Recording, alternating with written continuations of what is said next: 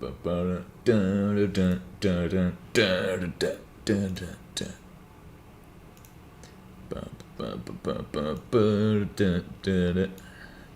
for the daily gesture of all time, and of course we have to do the daily gesture today. I believe C++ instills fear in programmers, fear that the interaction of some details causes unpredictable results. Its unmanageable complexity has spanned more fear preventing tools than any other language, but the solution should have been to create and use a language that does not overload the whole goddamn human. Thank you. Thank you, Eric Nagum, for this great quote of all time.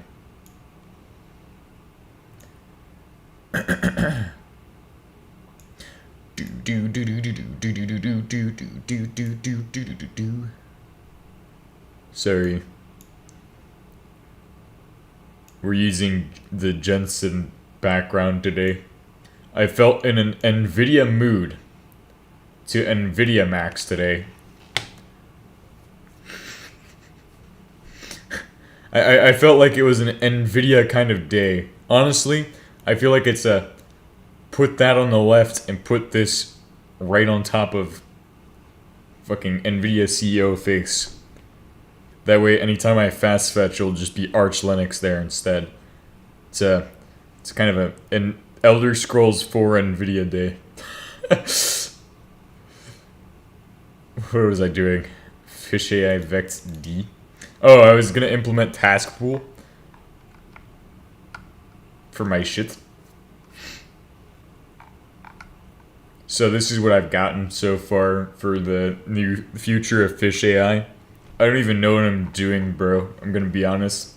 I have my short matrix things, and then I'm gonna associate it with a vocab word. Each word's gonna get a matrix.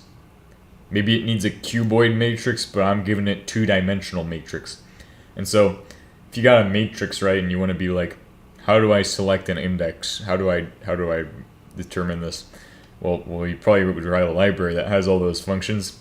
I'm not, or module or something like that. But I'm not going to do that. I'm just going to write my functions into the class and then bake them in there like it's a fine piece of bread. But really, I'm shoving chunks of mold in the dough to begin with, so how is it going to be a fine piece of bread if I'm throwing the fucking mold in there? But anyway, that's enough of me trying to be funny. Let's actually be funny by writing some code today. So for each word of words, my actual problem I am thinking of is how am I going to modify the array? And it's actually really simple. Each word is an index, so you don't need to pass an index to this because you don't even need this global index, which is what I was thinking of yesterday. We don't even need that anymore. So I'm kind of working on that shit already. I can remove that. So really all I need to do is just take the word and use that to reference the matrix that we're adjusting. And, I mean, maybe you'd want a global index. The problem with a global index is that you'd have to save it. So you'd have to take what's currently inside of string words. So before we do that, we would call... I want to test words of word or vocab of words. I want to do a write ln since I want to check that. My eyeballs are tired, guys. I'm so sorry. And then for each of these, we're just going to call, because technically I don't even need a ulong. I could just remove this entirely, since I'm using an associative array. I can just take the fucking index from string word. So that makes it really simple. That means I know which one I'm modifying every time I call this function. But there's always the issue that you have like two of the same words. Like you might have a twice in a sentence. For example, here? What if we just took this and copied and pasted in there? Well, we might have A modifying the same thing at the same time, which would be kind of worrisome. So that's where you need like scheduling. But I think as long as you call it with task, they shouldn't be modifying at the same time. There should be enough delay. The only reason there would be the potential if they're modifying at the same time is like, I don't know. I'm dumb. I'm gonna be honest. But I'm sure it won't happen. I'm sure it's impossible unless you have a string that's like A space, A space, A space, B space, B space. Like shit like that. Anything like that. Probably would have an impact. Oh damn. I feel like it should be like a little bit larger, but damn. Let's see. Alright, so for each word of words, we're gonna do gen vector helper, but we need to do task, so you would call task. Do I have task pool or task? Fuck task pool, I'm a task user.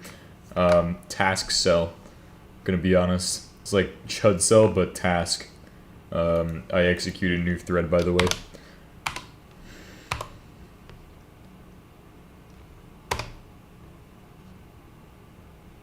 Oh, right, and you need to assign this to something. Auto do thing. As per usual, do thing equals task in new thread. The snake case usage here is gonna be insane. It's gonna be Unreal Engine 5 levels of snake case usage. Although I think they don't use snake case usage. I think they just, I don't know what they do. They probably do the fucking lame GL shit where they do the underscores. I like snake case, it looks fucking cringe sometimes. Because then you're like, what the fuck? Why is it one big word? But, I don't know. I'm sure there's like an actual standard, but you could just write it however the fuck you want, so I'm gonna do that. Password as string word, and then you call task.execute in new thread. The simplest way of doing it. No task pool, no scheduling. Yeah, you do task.execute in new thread. Pretty sure that's how you do it. I don't think you need parameters on that shit. So, cd d underscore lang yeah, do that. Sure, why not?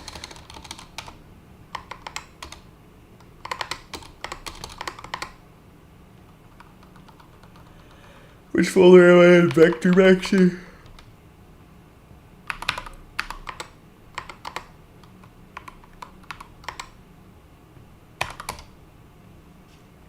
Wowie. Wowie zowie. Oh, right, I forgot to put the chat on the screen, by the way. I apologize at this time. The chat was just on the sidebar. Oops. The chat's the most important part. How are we supposed to know what people think unless I can see the chat actively? I have to be actively engaged in this chat at all times, guys. Oh, that means I also, since I rearranged the screen, I need to move my microphone. People are going to be confused and they're going to say, Fish, are you use Wayland now? And I'm going to say, no, I am no use Wayland.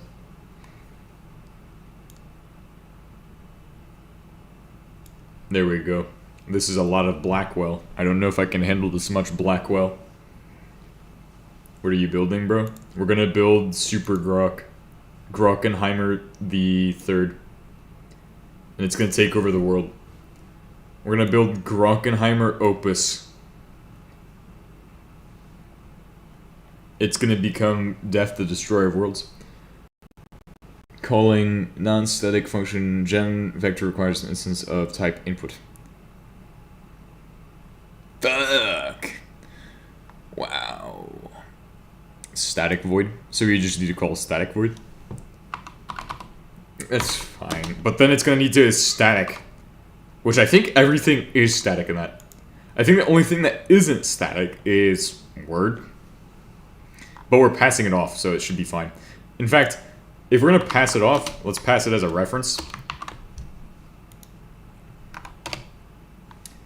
DMD. Template error args does not have property execute a new thread. Excuse me. What? What?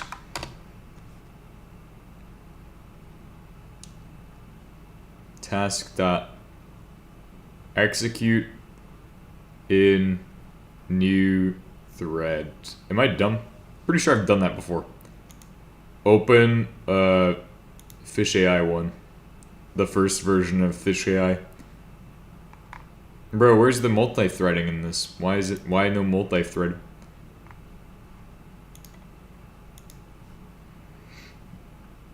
Wowie.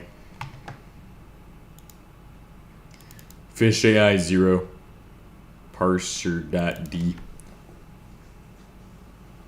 Bro, this one is when I was using args to do it. Task. There should be task.execute new. Well, this is also where I introduce task pool to my programs. Ah, nice. Nice low 150 lines of code. But at least we beat that with the with like the fourth iteration. The fourth version has like 170. Fish AI 3. FAI.d. That what I'm on right now?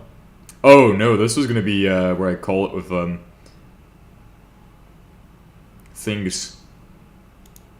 Gonna use a void array or array of void pointers to call functions from the arg. Parse the arg to a function name and then call them that way. Like the most dynamic way of calling a function of all time besides dynamic binding.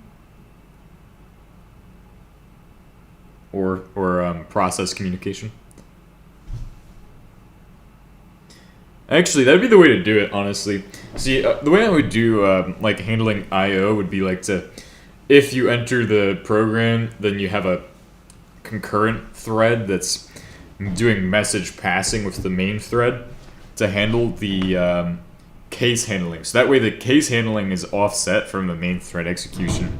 Although that would have its own implications and potentially wouldn't be the best idea because, of course, multi-thread stuff I've learned is kind of fun. Kind of fun. Maybe it's in Fish Server. Oh, look, another Fish AI variant. This one used task pool as well. I'm looking for a triple for each example. Oh my god.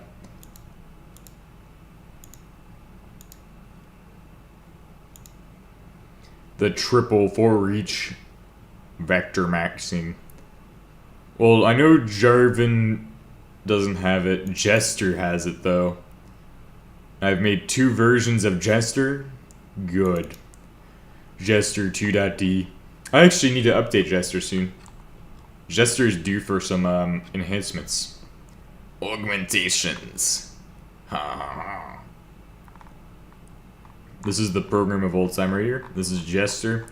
If you want it, go to Codeberg. Look for my Codeberg. I should have a link posted somewhere. You can get Jester. Jester can do this for you.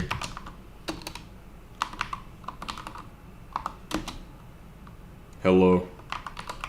I'm going to greet you with Jester 2 C++. I invented the term object-oriented programming, and I can tell you I did not have C++ in my mind. By Alan Kay.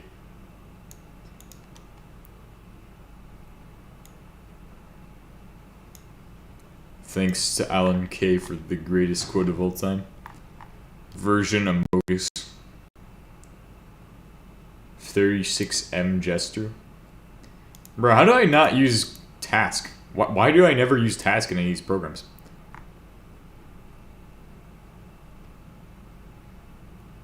Task? Maybe Jarvan 1 has task. Does Guesser have task? Task pool. Pretty much the same code too. just always ends up with a case switch, a switch in case. This one has 2 switches in cases. In fact, this one has a switch that just makes the next switch work. It's like an exit switch where you have to have 1, 2, and 3. It's like your soft exit, hard exit, and skip to start. Done using return, continue, and break. Or break, return, and continue. Of course, I always make fun of C++, by the way, guys. For anybody who's new. Alright, so I've looked at all of those. Maybe I just need to go into my task example. Task.execute a new thread, I think was what I'm looking for.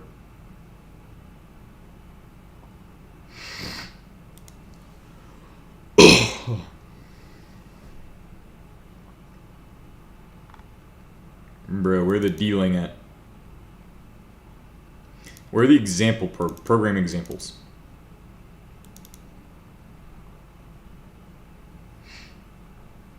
Let's see, threading? Bruh, what fucking program was I writing? Threading example. Fucking no program.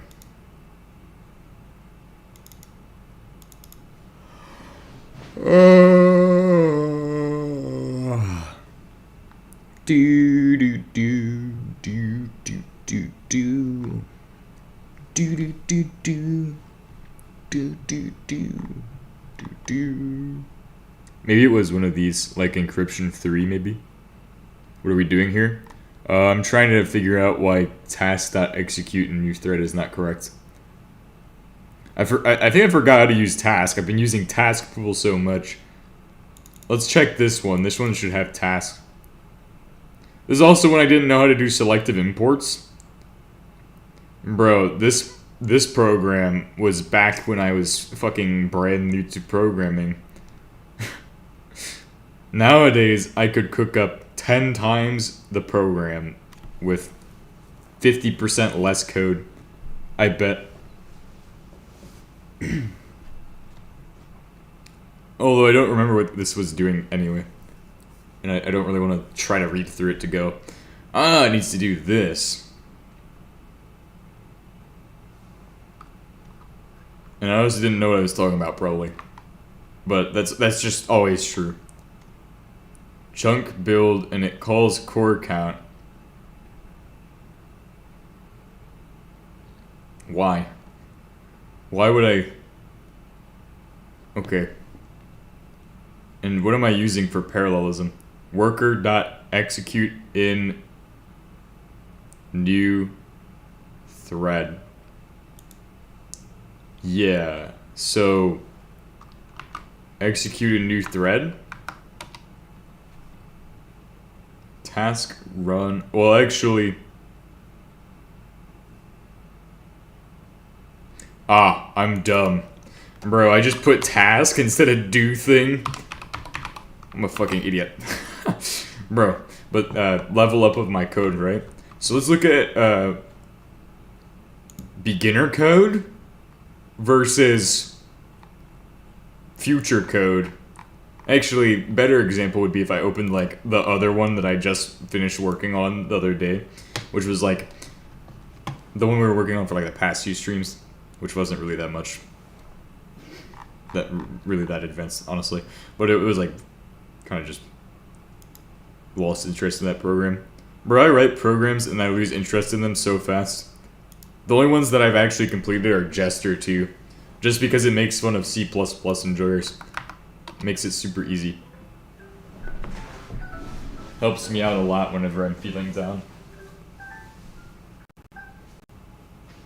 See, anytime I'm feeling down, I just remember I can use Jester 2 to insult every C++ user of all time and tell them you use C++ and Jester 2 is a program designed to make fun of you. Congratulations. /. Let's see. We need to call gen matrix. Either using some kind of eval or just call it as gen matrix I bet I can call it like that. Input.gen matrix.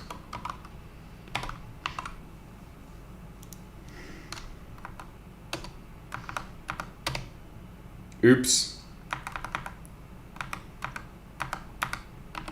Oh, right, I have to type it out because I haven't typed it yet.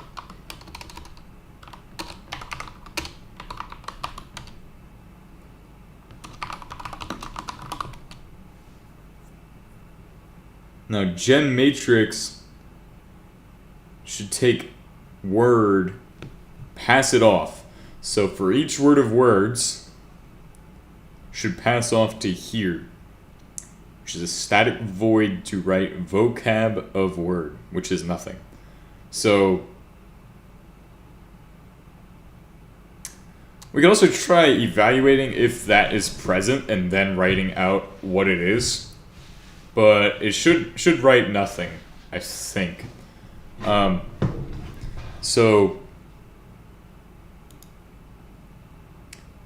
I would say we write out a statement that or write out whether or not it exists, like evaluate if it exists. I want to see how we can measure if it exists or not, and then go from there. See if it exists, we could do the math handling and stuff, all of the math stuff, and then adjust it. But if it doesn't exist, then do something different. But if it does exist, we'd just be appending to it. Actually, we're going to also take word and process that to the vectors for its... But we're going to take the words next to it, so that's how we'll do it. And to handle that, that's going to be interesting. Shouldn't be too difficult. It's a two-dimensional array, so it should be interesting. I think what I'll do is write out word. Let's do that for now. Oh, right.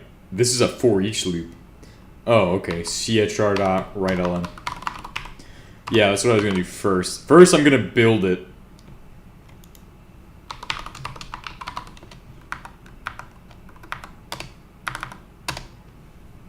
Alright, so then I do hello world. Should give us that. That's what we're looking for. Those are decimal versions of U-byte cars. So these are like values based on the byte, pretty much. I could put right F, but we don't need to see that. I already know what it's going to look like.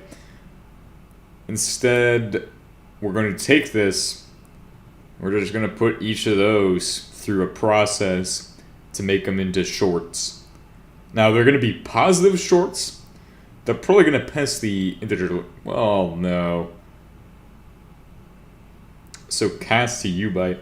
I'm sure we can just do the same byte packing algorithm that we usually do. We need to add an I into this, so we have an integer count. Although it'd be cool to do both at once. Would be really cool to do two at once. So we need to create a short, because this is how I'm going to build the matrix. I'm going to take two characters and I'm going to put them into this matrix, and that will allow us to like have pairs and a vocabulary pretty much, which is what we learned from the last attempt. So, well, the initial attempt was byte packing, and then we optimized the byte packing algorithm, and then we did a bunch of other shit. Shorts. Short bro. And then, however, if it exists, then it needs to write ln. So that way we can handle it as whether or not we need to actually adjust, well, actually append or not. Well, actually, it should just append, because it doesn't have any value to begin with. It doesn't have any value or size. We'll just add an append. So that way it knows its association with other words.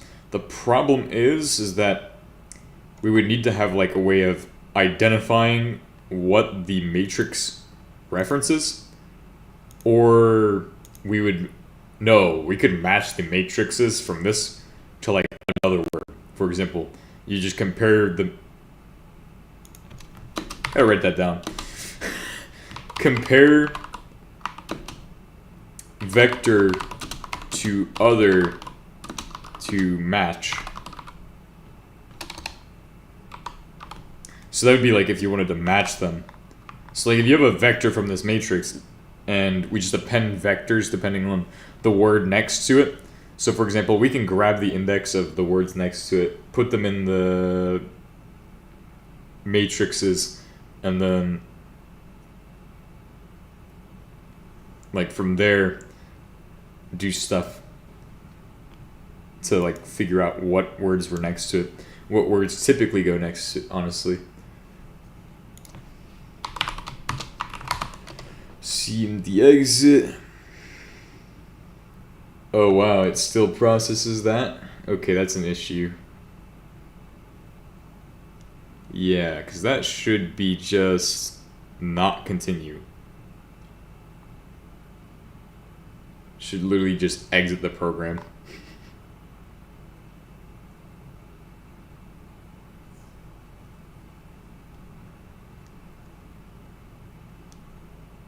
Oh, it returns 0 for exiting?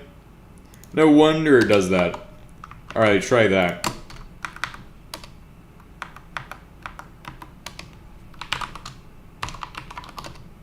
Perfect.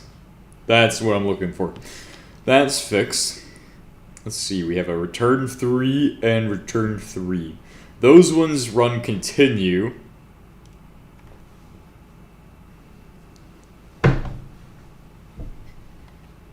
So CMD, and then you just would do, actually you do this. CMD colon words should have no words.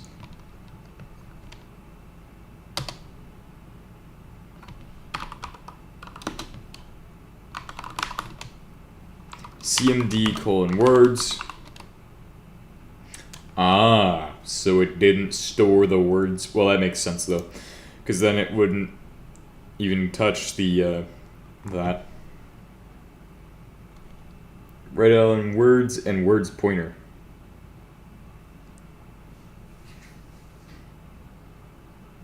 Words pointer, but it's not even writing. Oh, okay, so that would make sense. There would be no point in having a CMD words because all it does is take the words pointer for this iteration. Okay. We'll get rid of that and we'll do CMD colon vocab. I wonder if I can even reference this matrix using a pointer. It's gonna be like vocab.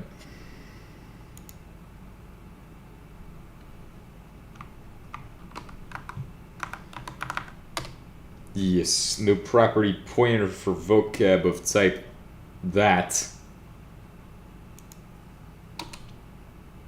We'll just do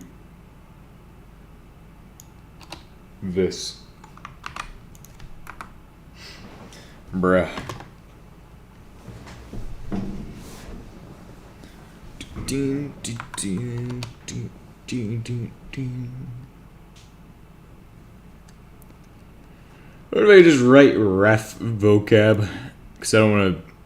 Well, it's not like it's going to take a duplicate of it. It's missing a closing bracket. Whoa. Not a short. Could only be a pointer. Ah, yes. Void pointer. But this is for, like, function calling, usually. Why am I trying to point to that? I could just ref that. I bet I can ref it. Let's get rid of this. This was a dumb idea. I don't know why I wanted to use pointers for that. There's no point unless you're, like, calling C functions and shit.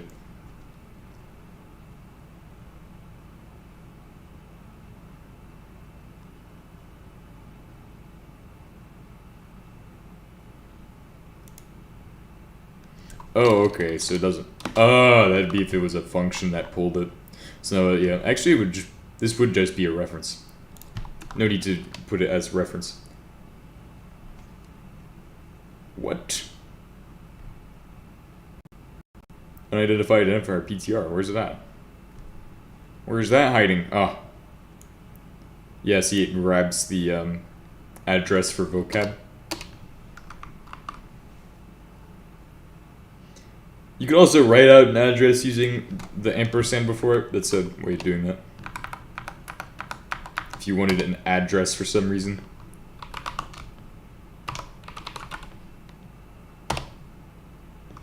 There we go. That's way more useful to me. That's some slight modifications I want to do on the fly. Alright, back to this shit.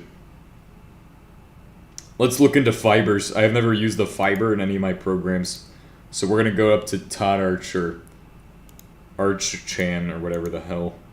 Yeah, let's go to this one.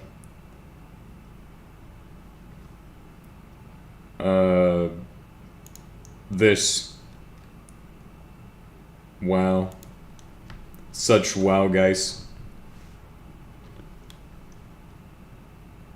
I know everybody wants to see this beautiful background. The arch background.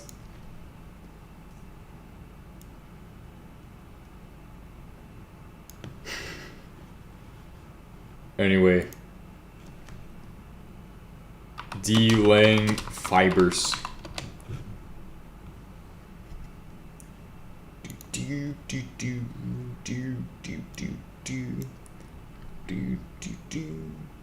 Class fiber core dot. Oh, hey, it works with node GC. Node GC with a void pointer old P, void pointer new P. That's a C thing. Void pointer. On ARM, FPU registers are not safe if the D runtime was compiled as ARM soft float point. If such a build is used on a ARM soft, use GNOME for that because GNOME will solve your issues. Pseudo GNOME, bro. I'm telling you, compile it yourself.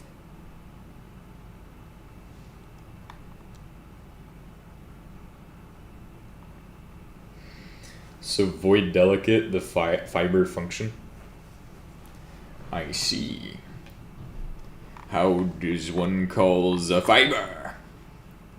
Core.fiber. But I'm glad it's actually usable as a thing to...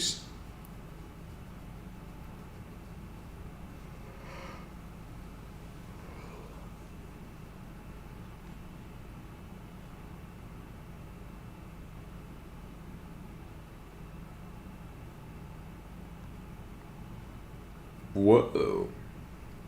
Like threads, a new example. Or like threads, a new fiber of thread may be created using either derivation or composition as follows, as in the following example.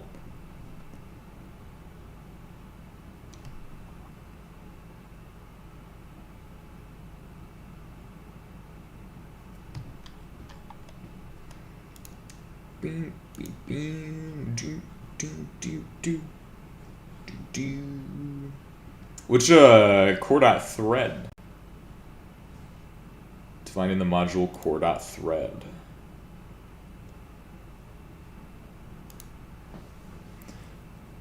Alright, so we're gonna import core.thread and we're gonna import the class fiber.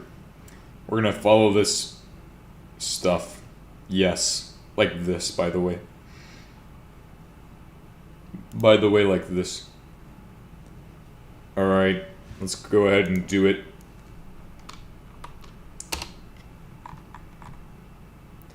Let's see, I'm pretty sure S comes before everything else, so...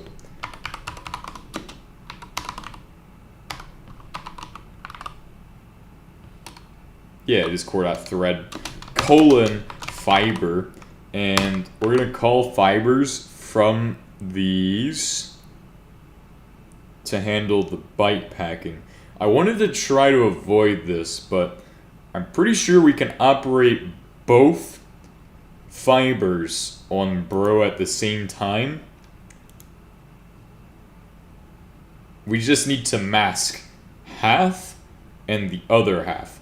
So let me go ahead and bring out the whiteboard for today's episode. Where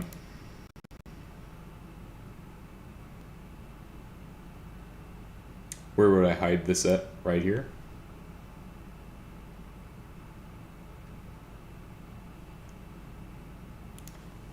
File, new. What was I going to draw? Oh, okay. So we make a thread. We'll just call that T. And then we'll make two fibers.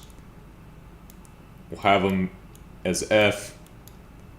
And then we'll do all of the operations are going to be happening to a thread local bro variable, aka short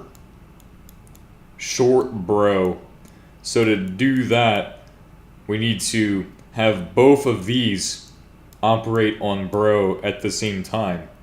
Now there's two types of, with a short you have, well, since we're using ubyte to short, the packing is kind of interesting because ubyte is half of short, well, should be half of a u short.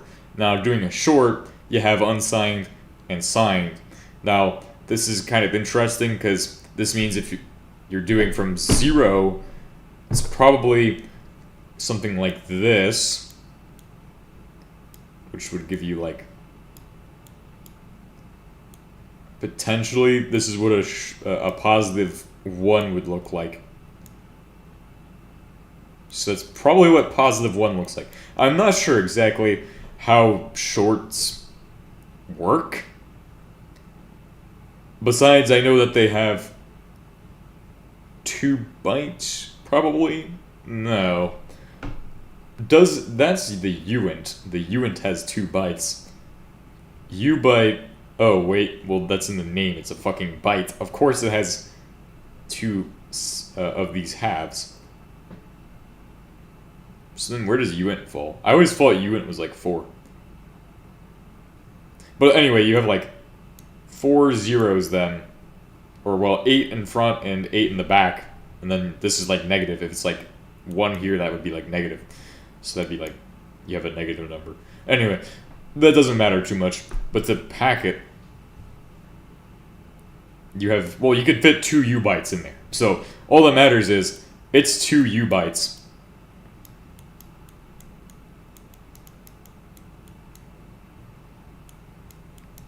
Which I'm going to write it out because I'm lame. So we're going to fit 2 U bytes in there using our 2 fibers to operate on bro short, or short bro, depending on if you use a VLang or not. If you use VLang, it will be bro short because they're fucking weirdos. So then the next step from here is figuring out how to do the operation. And typically, when I did it in the single threaded example, I just do something like this. We have like CHR, and it goes into bro by doing a shifting operation. Well, actually, no. I would just OR it in there. So I'd go like CHR of this one goes into bro, for example. Then shift bro over and inject the next one. And then the next index will be done the same way, and we iterate it by 2. So that's how you would do it in a single threading example kind of way. Anyway, the way I'm going to do it now is going to be significantly different and might even be more efficient the way I see it. We're going to use 0x FF to mask, and we're going to use the opposite for the other half. 0x00 probably would work. Well, you want to mask high and you want to mask low, and 0x FF should mask the high, and I think something else masks low. So that's where I'm at with that. It's that's basically the idea. Using masking instead of attempting to shift and or bytes in there. Although I haven't messed with oring things in there. My only example of how to do that would be probably in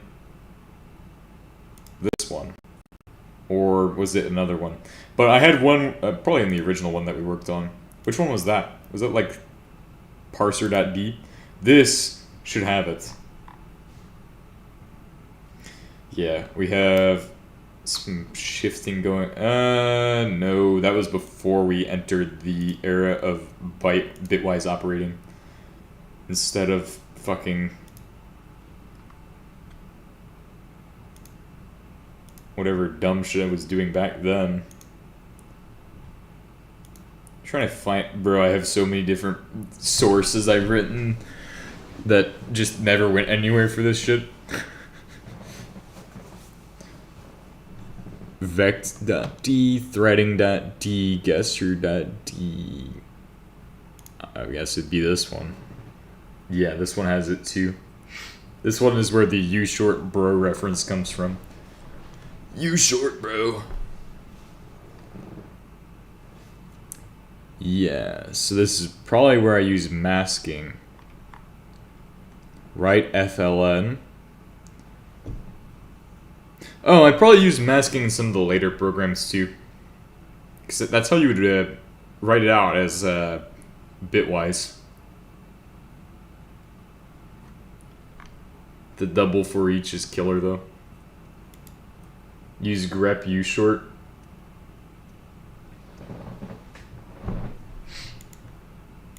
Alright, well actually I need to cd dot dot and then I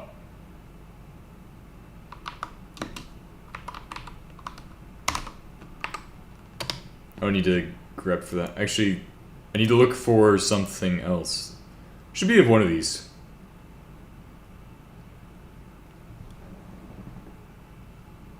Could it have possibly been that one? You all remember what it was. It was like 0xFF and 0x00. Bottom half. One for high, one for low.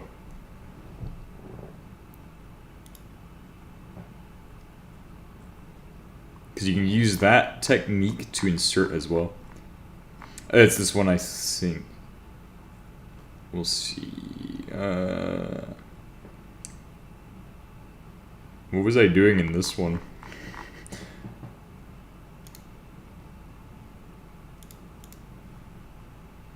This will make it easier. See, I have them all in different folders, so if I did that grep, I don't know how well that would work. I'd have to like search every folder for that. Well, actually, I could do that. Do like grep, but like that would have to be pipe it to grep.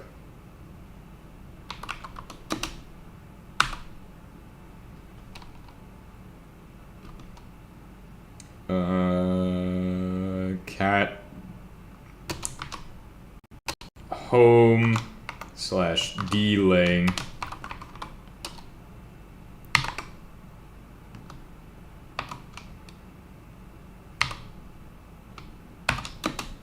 pipe grep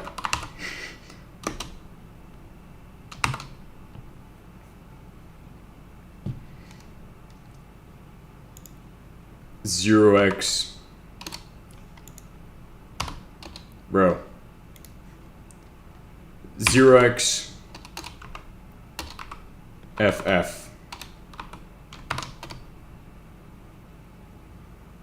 Oh, okay. It wants more than that. It wants slash.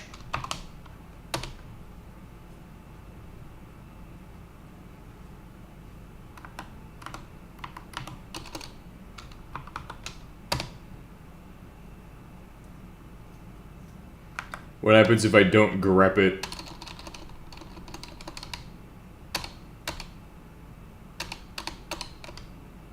Oh god.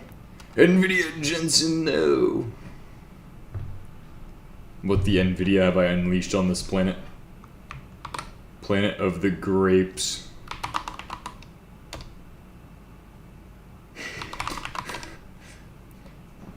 Standard out. Wowie. We'll just have to look harder. One of them had right FLM. This one also had lines still.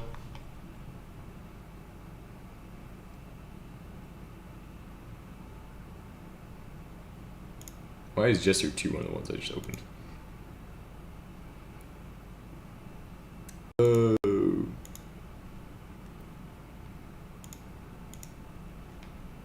Let's see.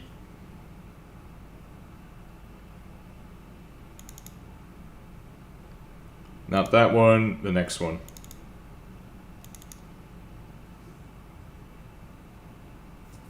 Right, I don't see any hex in there. That's how I know it wasn't it, because I remember writing it as hex. 0x0f. F. That one's too recent.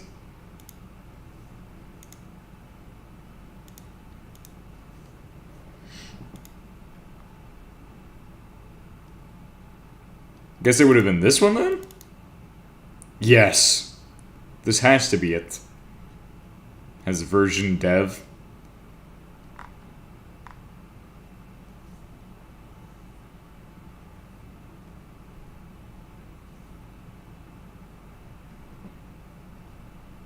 No.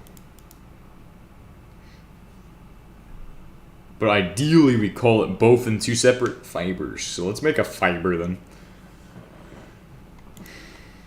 Let's go into vex.d, and so it's going to make a fiber.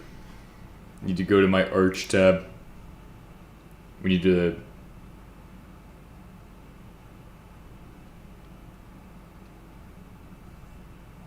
auto f equals new fiber, pointer to foo. Oh, so you call the fiber and you point it to the function you're trying to call. Then you do f.call prints hello, and then you do f.call again prints world.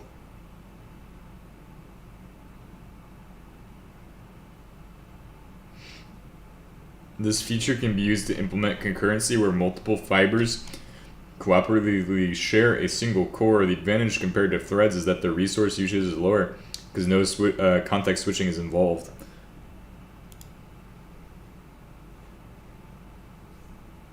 Alright, so you just do auto. Now, every time I equals 2, we then reset. No. Well, we just need to break it down into slices of 2. Oh, actually, we've already for eached it. That's not good. We can't for each that already. Also, how would you pass off the... Maybe we just want to do it in 1? I want to do it in 2, though, and just get it done. Pairs of 2. Well, I guess I could build a short array.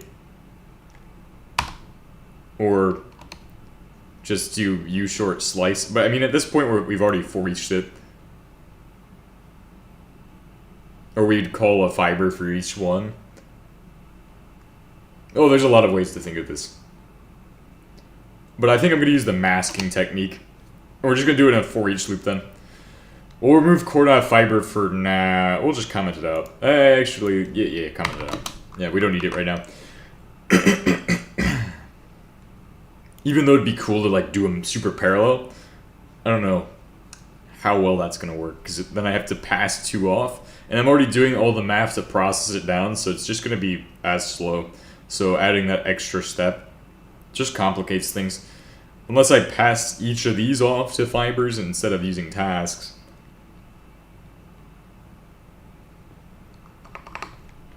So we'll use the task, and it's gonna pretty much just process these into cast U bytes, and then we're gonna OR it, but we need to and a mask on the thing.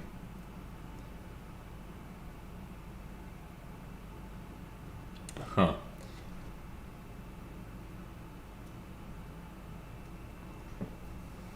Let's look at binary masking. Binary masking.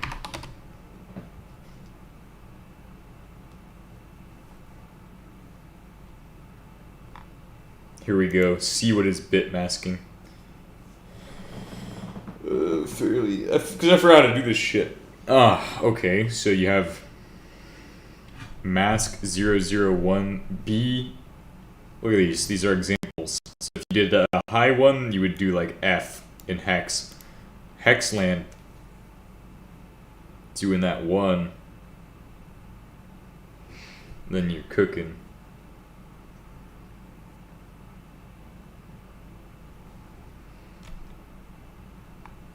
Let's use 0x 0f. Using and, so in C we get, that's the lower half, and then the upper half would be F. Oh. Here's a fairly common use case. So you mask it using and. Okay, here we go. This is a good this is actually a really good explanation for once off of Stack Overflow. Honestly, the guy who wrote this definitely looks like this guy, bro. So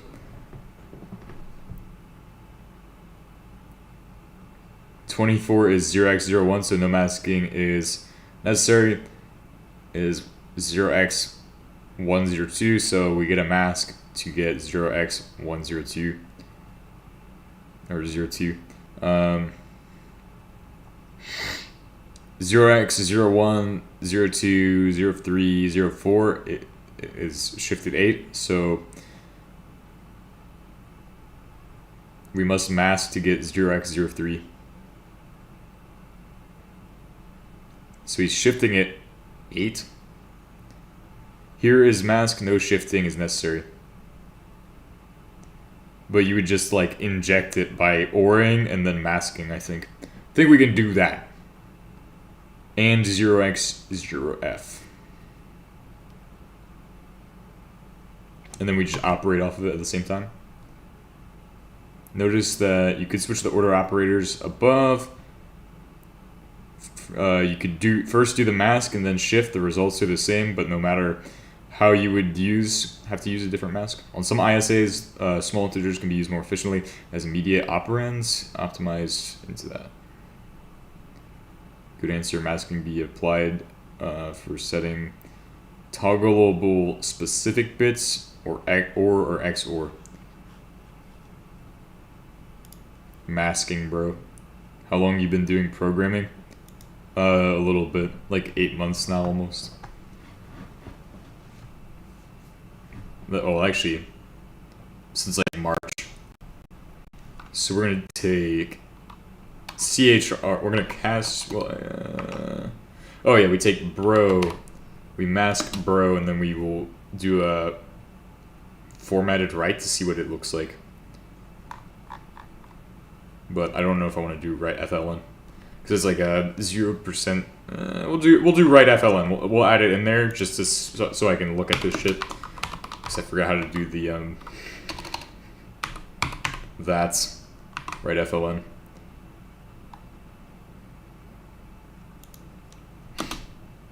Bro equals. Let's see.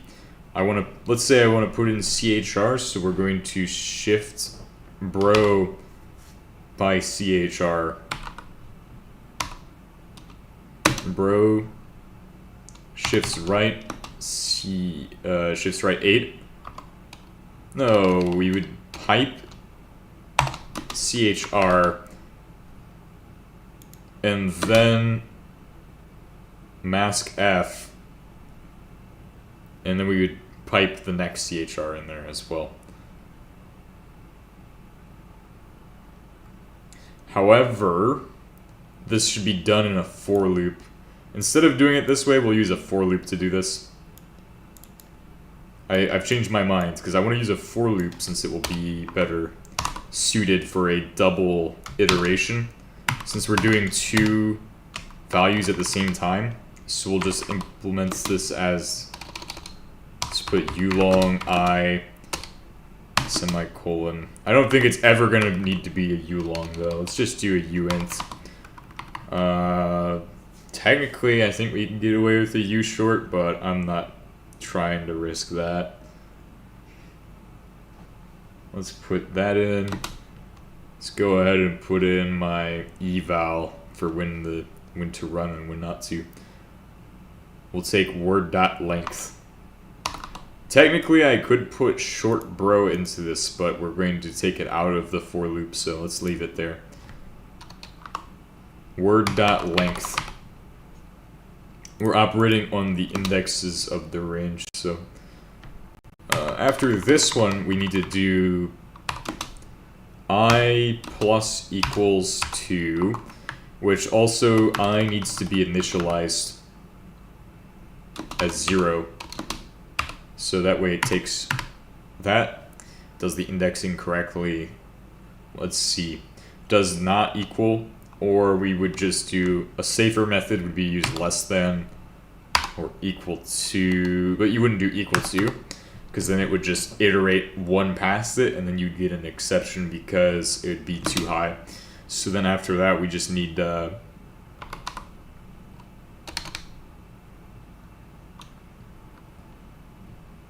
I is less than that. So that's the entire for loop done. And so for each of those, every 2 iterations, but it doesn't need to do 2 iterations. Well, no, skipping 2. Yeah, because it's plus equaling I as 2. The problem here is when you have an uneven value. So if you take word and it's not even. So before we even can do that, if, let's take if word dot length, you could do it with a modulus, but I thought there was another way of determining if it's not even. I don't remember how that was exactly, so we'll just do modulus of like 2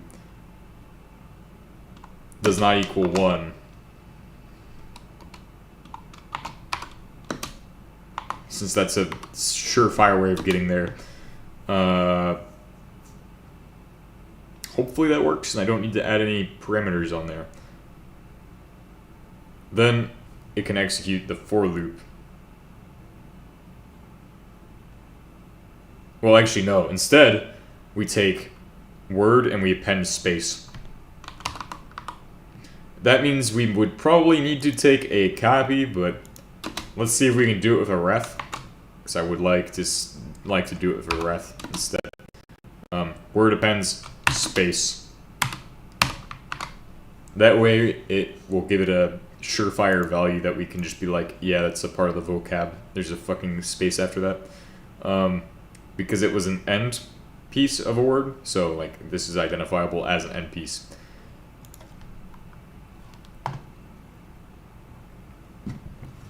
Bro, I love when my mouse has a cord and then I have to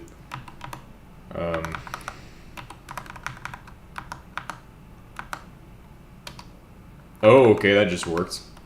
That's good. And then we'll just do write ln chr. And we'll do write fln using reverse calling syntax, or universal function call syntax. What are D-Lang's best features of all time? 0% B or something. Oh wait, it'd be like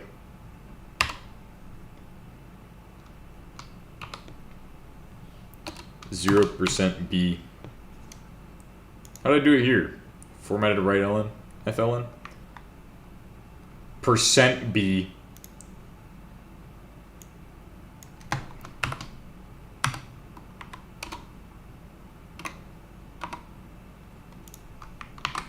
Do it like that. Write that as that, and then it will just work. Cool.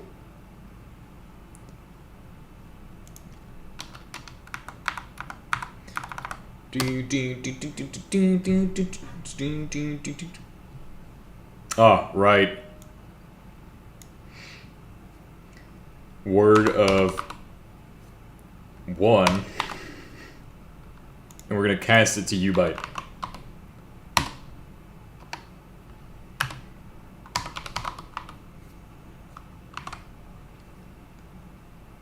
Actually, that's not how you do that. You would do cast, like with this. That should work now.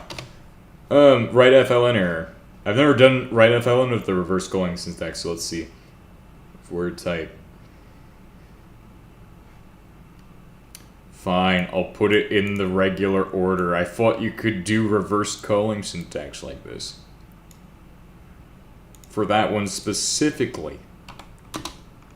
That's why I know that the universal function call syntax exists, because this thing, I think I could call it like it, but I'm not sure exactly how to do that. It looks better. I like reverse calling syntax. It's so fucking cool. Ah, right. There's a random ass dot there now. There we go. ./vect.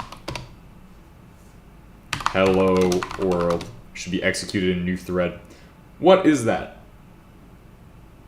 That is... Is that the indexes of it? Those are like even indexes of hello world? What? That doesn't really look correct. That doesn't look right to me. That don't look like no hello world. Because let's write the it's not doing I, it's just doing 1.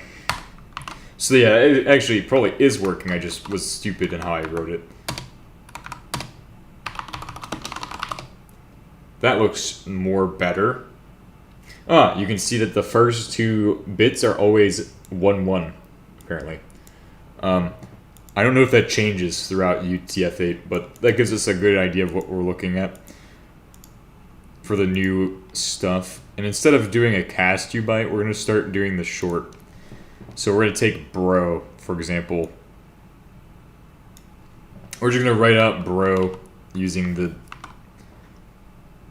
binary right FLN, and we're going to mask it. So we're going to take bro, and we're going to just do a simple masking operation where I just end equals FF. So that should mask the top half of bro or the bottom half.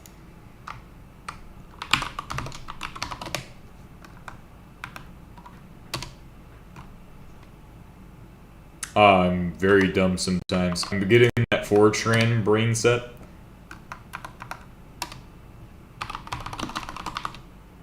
Zero, zero. Makes sense. I figured it would probably do something like that. But then we also are going to inject it now with the first portion of the U-short. So we'll try doing and 0xff, and we're gonna do the first portion. You would just take bro and 0xff inside of this. Also, if we did the fiber technique, you would call each fiber, and we could do the fibers now that I think about it. We could still go back and try out the fibers. We'll try that probably. Try with non-Latin Unicode. Oh god. Well, actually, I don't even know if you can... You'd have to import like a standard Unicode library for that. That's what I'm pretty sure for like UTF-8. But I don't know. I've never messed with like trying that because I'm like, yeah, no, that's a bad idea. I'm like, I don't know. Like, it'd be cool to do it, but like,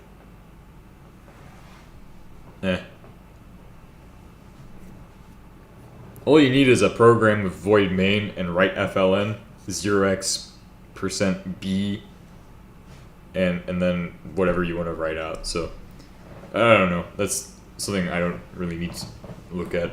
Somebody else can do that. Technically, emojis also have like a UTF. No, not a UTF, but they have a code too for emojis. I'm like, bro, emoticode? Like emojis are like the next English, bro. Bro, I can't wait till English is like fucking emoji. Well, actually, that's what everybody was thinking in 2008, bro.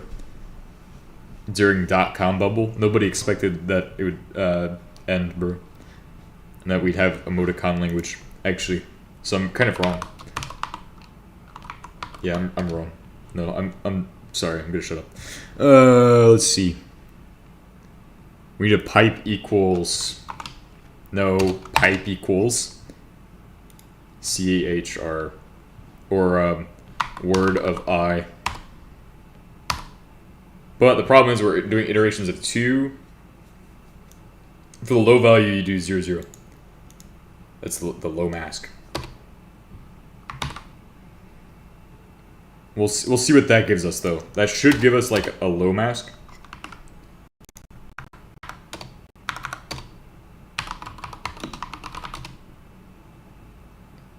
Yeah. But then the low mask could be the opposite. So, like, instead of that, we just do... So technically, shifting by a static number is one way of doing it, but, I think now I do 0FF.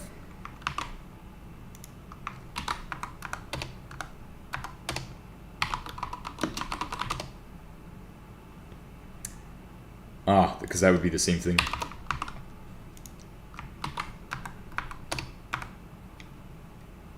Can I implicitly to... Oh. U-long. Type int is short. Cast int of bro.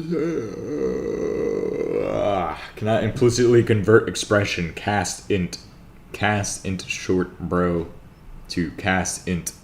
Why are you casting int? It's a u short. Bruh. What a bro moment right there. What the hell? Come on. It's trying to cast them to different things for what? This is why Fortran gives you the fucking one thing to prevent assumption. I think the compiler just assumes that, oh yeah, this should be cast to int. But like, that doesn't need to be cast to int. Like, what? Why are you assuming that it needs to be cast to int, bro? That's fucking hella rude to my program. My program is really upsetty spaghetti now. Not gonna lie. Let's do 0. Like, let's try that.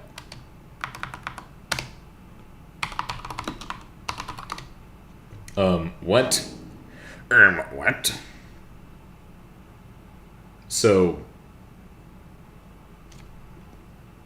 is it just assuming it's a well, a short would be the opposite.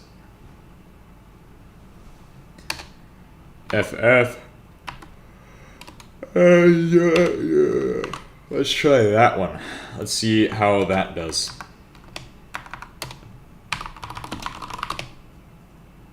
Hello, O world. Hello, O world. Well, we could probably try to do it all on the same line, all in one go.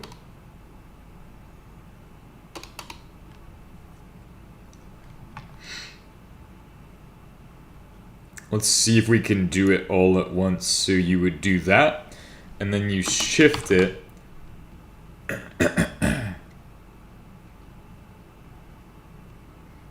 And then mask it. Shift 8, mask. Let's try this.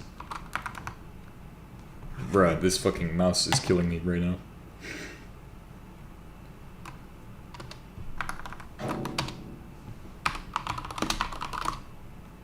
Ah, it shifted it out of the bounds for the U short.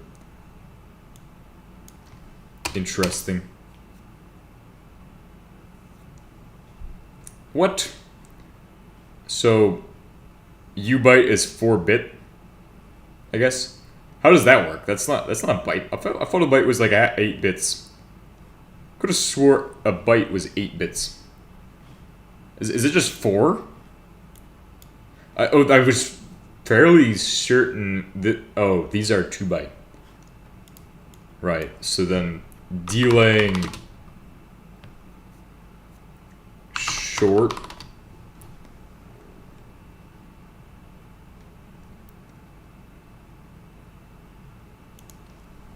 dealing short bits.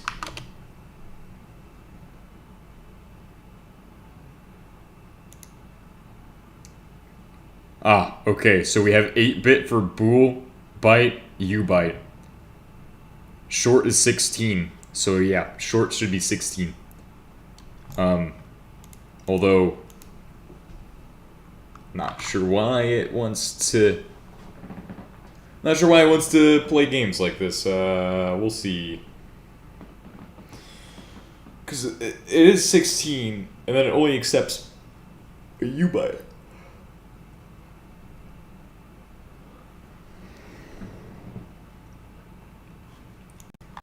How much was it writing? It was writing 1 byte, and it was just getting ORed with 1 byte. But also, maybe my mask is wrong. Maybe the other part of the mask is not like 0xFF. It's actually something else.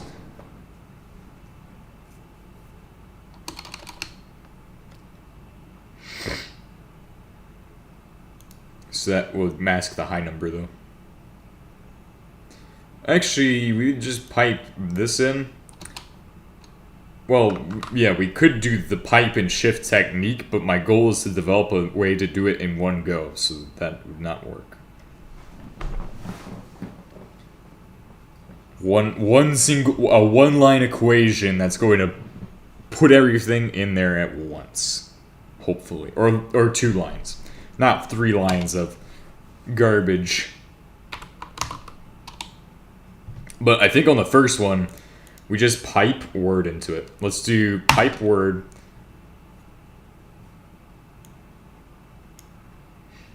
Shifted by 8. So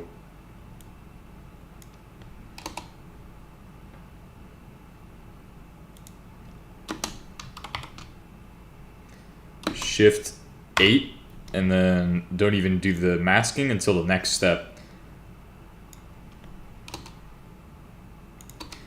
Which should then allow me to hold off on that one. So let's see what that gets us. That should be about the same.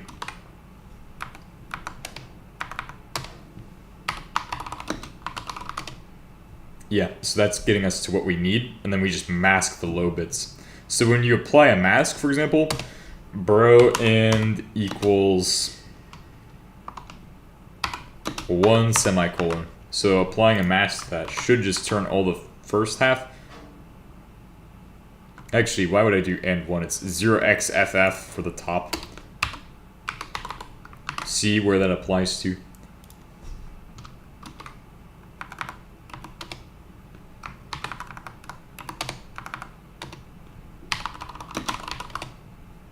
What?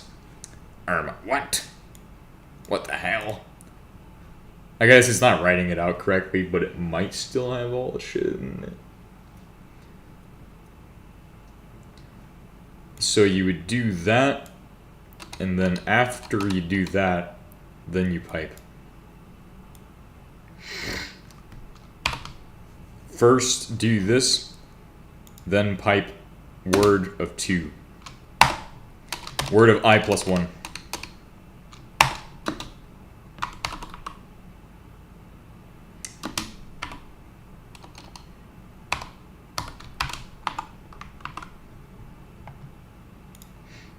And the first half of that should already be zeros, so we don't need to do any masking at all. I think this one line will work.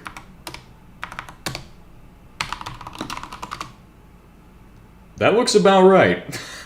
I'm seeing that it's got the 011s in the front and the 011s in the back. So that's a one-line way of doing each of those. Now, I don't even think I don't even want to bother calling them as a fiber. That would be potentially possible, but like, would I really want to do that? Also, the only fiber example includes a void pointer, so like, how am I gonna pass the fucking shit to it? This is crazy though. Not gonna lie, this is my new favorite algorithm right here that I just wrote. That is actually so cool. I'm doing it in one single go. Jensen AI. NVIDIA Nano GTX 4300. Aha! And the array length is that. So since it crashed, well, let's go ahead and check the eval for the if statement. That's what I was trying to get. Trying to get it to crash. First step, checking this.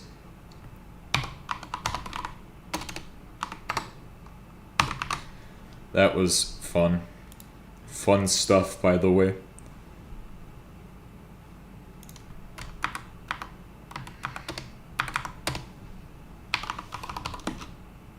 Hello, Freeman. What? False. World. Duh. Oh, hey, is it taking the words and removing that new line character from that? Let's see. Oh, yeah, it already does that. Okay. So words are made inside of the initialization, which is called make. So I just call make. So I don't have a constructor. I don't think you need a constructor. It's cool that they have constructors in DLang. I don't know what you'd even use that for. Maybe for inheritance. Although you could just call this a public void make and everything else is private, or put everything into their own little labeled scopes and shit. Like, there's 100 ways you could write a code and have things be different than just using a constructor. I don't know why you'd want a constructor over, like, a function that you can just call. Well, maybe if you only need to call it once, maybe it would make sense. I don't know. I have no idea. But this I use make instead, because I'm going to call it inside the loop. And every time, I don't want to make a new class every time in the loop. I only want one input class, so I'm just going to call it input.make. It makes sense for me. And then input.genMatrix, we'll just call this one. Do you think execute new thread? And that will do this function, which is going to operate on the gshared static string vocab, and it's going to take from gshared static string words.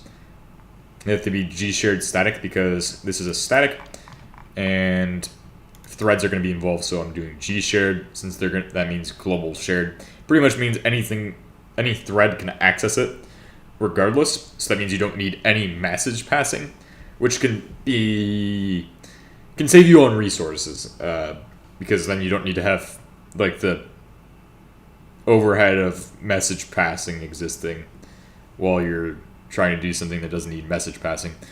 Which I don't need message passing, I just need a gshared static.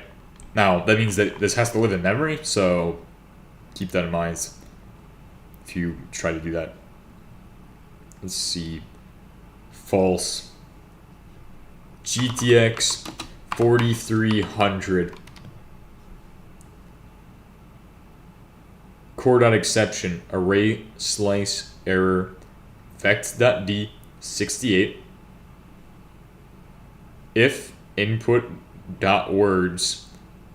of 0 to 4 equals CMD. What? How the... Huh? Oh, I understand. It needs and length. Because you can't do that without anding the length. Duh. And this is how you would check words.length to be greater than 3. That's how you do it.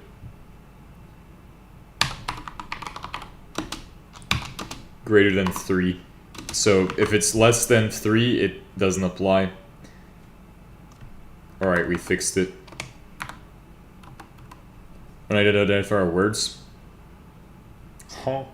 Oh, okay. Congratulations, you have become input.words. See how that does.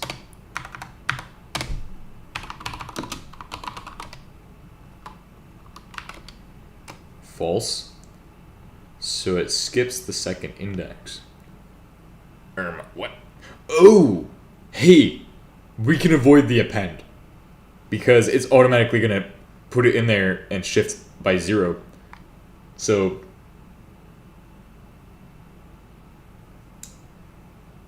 Why is it only writing one line though? It should write two because it has multiple indexes. Unless the second thread failed. So what's happening here? The reason it's writing one index instead of writing the one for X is because X is failing. It's called a new thread. So we don't even see that there's an error happening or an exception being thrown, even though it's uneven. Adding compressed variants of my crafting processor, yippee. Awesome sauce. Shift it over by 8 and then pipe word of I plus 1. Now if it's got this, then you end up without a fourth letter, which would be the second index. So wait, how is it? Ah, right. So this would all happen in one word though. That doesn't make sense. It's not calling a thread per 2 characters. That wouldn't make sense. So which indexes is that? It is no longer just a backport, but its own mod. That's pretty good. That's good. Let's see.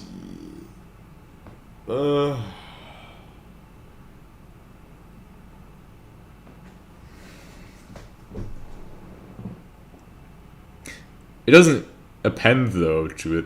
Well, I guess it would throw an error. It just wouldn't return that value. We still wouldn't see the error. It's still in a different thread, so yeah, we don't see that exception get thrown, but it is throwing an exception because it hits the length, so it doesn't append. It says false. So if it equals 0, then write ln that.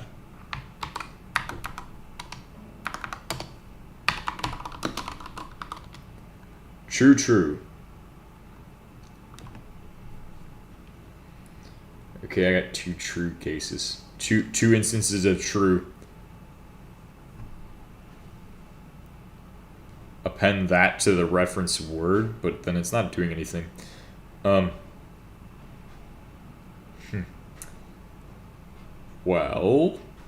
it took a reference. Maybe it needs to take a copy instead for it to append. I don't think it's appending.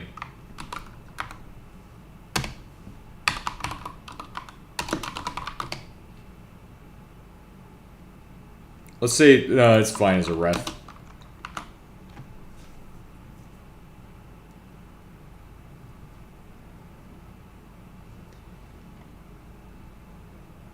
We can also put that. No, we don't want to reevaluate the same thing 1,000 times. So how many letters is this? 1, 2, 3, 4. So I see that we've got 2 sets of 4 packed, but they're the same.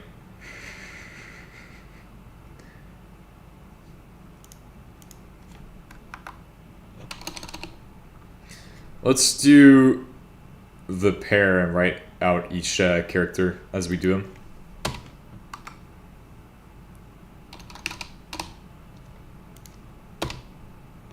Write ln and then a slice of I. So from word from I to I plus 1.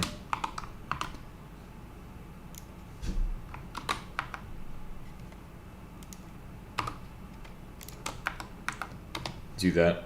Huh?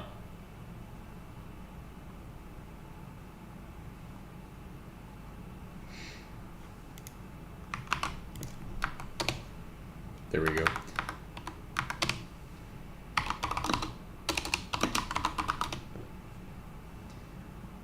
I to, from I to I plus 1. World. Oh, right. They're out of order too. Out of order execution. So the different the different values would be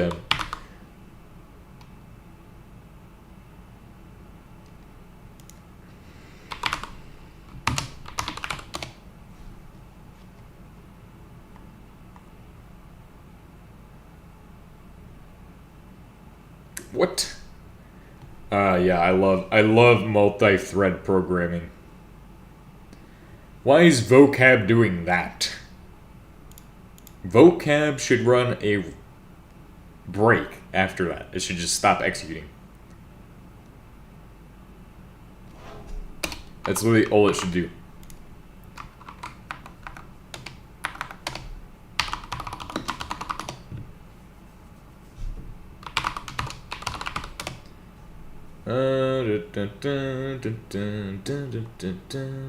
Why?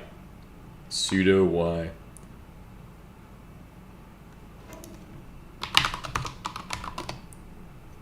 Wait, what? Did I broke them? I broke them? Oh.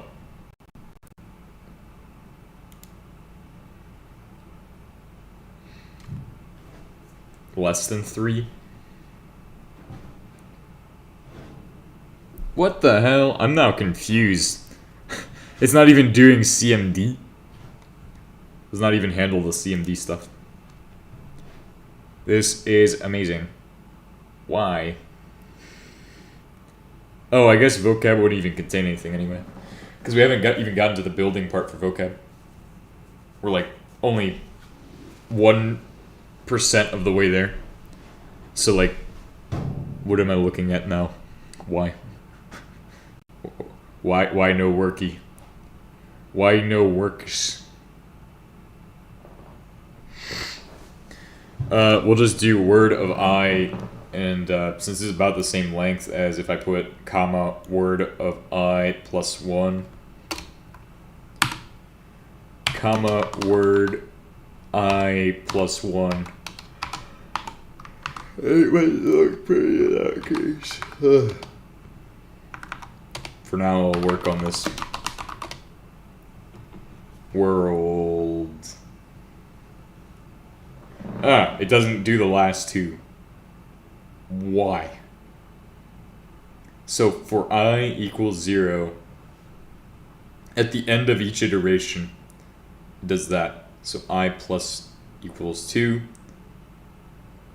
Less than or equal to word.length.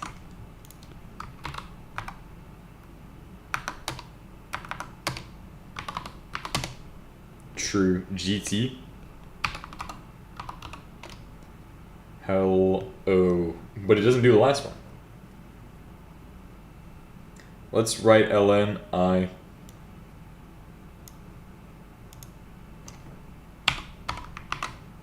For the iterator.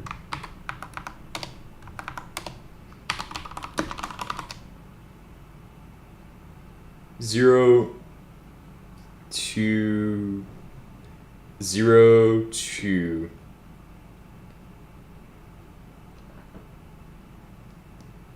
If we did does not equal length, it could go over, and then that's no good. That's why it's safer to do the less than or equal to. But if I figure out what's going on there. Damn. This is great.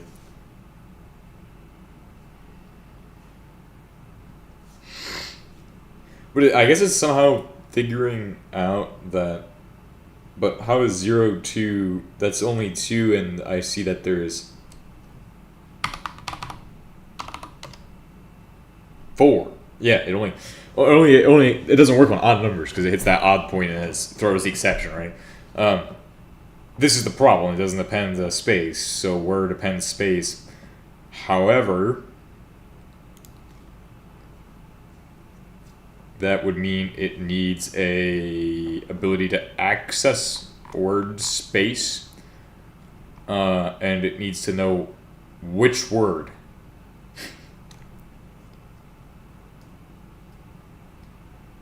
So instead, we need to not try to do that method, but instead word.length. Well, actually, no, it doesn't even register that usually. See, most of the time it just says Yeah, well, in the case of hello, it just said true. But in hello, it said false.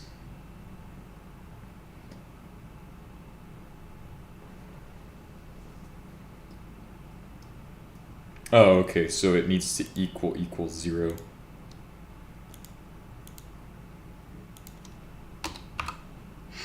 Does not equal 0. Let's try that one.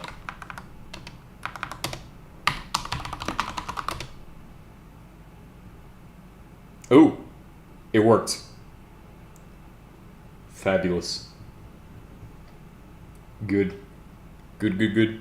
Now let's try to figure out CMD. Why is CMD no worko anymore? What? Why? Sudo y.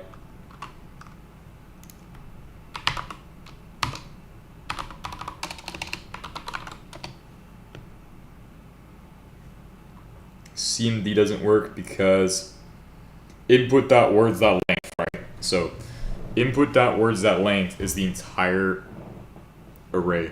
So greater than 0 obviously would mean don't really mess with it. But if you had a 3-letter word for one index, let's assess if input.words.0.length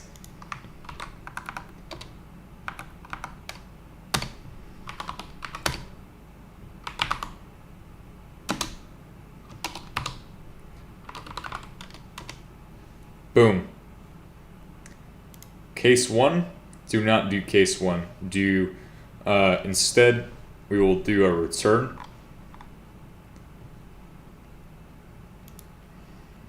with a soft exit. Return 0.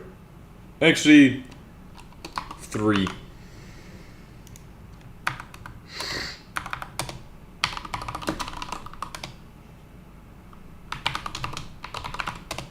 Boom. CMD : exit.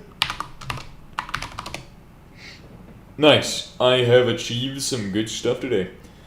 Although we need to actually build our uShort, well, our short array. So we made our shorts. I kind of want to write out what that would look like. We'll just write out in bro. This is what the words will look like.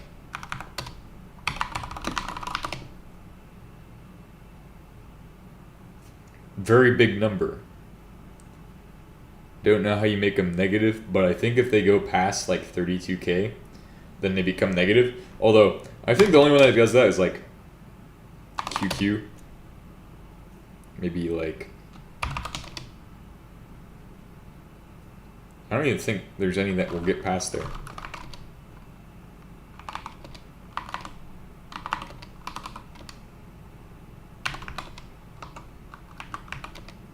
Yeah, those will give you lower too, by the way. So if you use like these, they'll give you a lower value. Caps give you lower. Different indexes. Trying to button mash my way to get the highest number possible.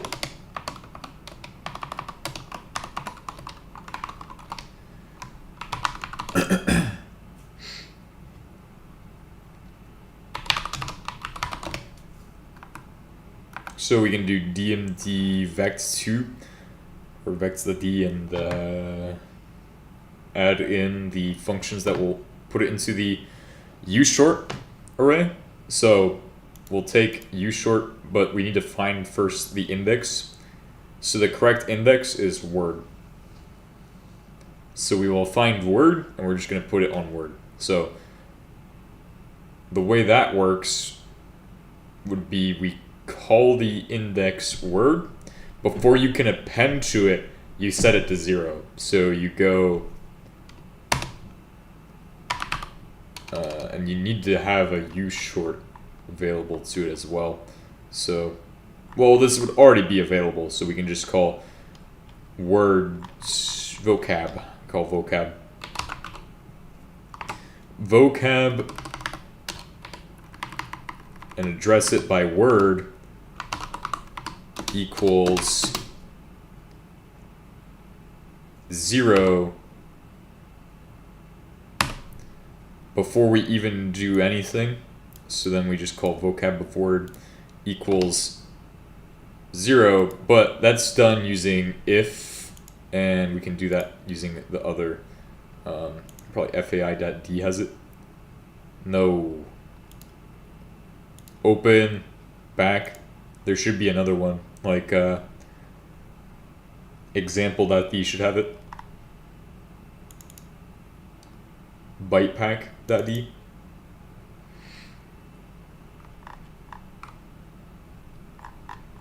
Let's see. Iota, remove, confined, confined. Well, where did I do it before? Because I had a technique I did that would work for this. If f equals output.jump.length. Yeah, if mem in vocab, you just use the word in. That's what you have to call, is in. So, although, where is in at? Is in the top of it? No, it's just a regular thing. So, if word in vocab, and I believe we should do that as not. Yeah, if mem in vocab equals null. So if you get a null, then that's bad.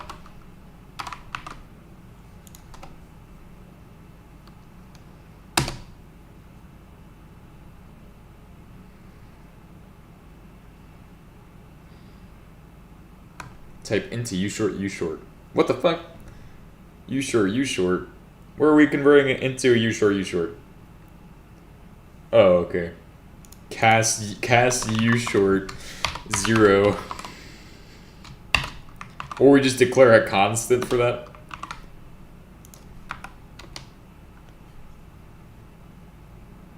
Oh, right. Not ushort. We're not working with ushorts. We're working with shorts now. Big difference, because we can make them negative. So,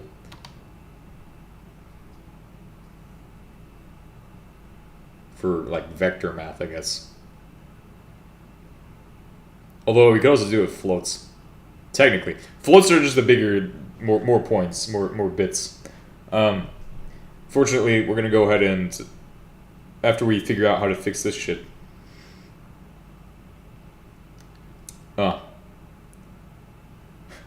Cast short.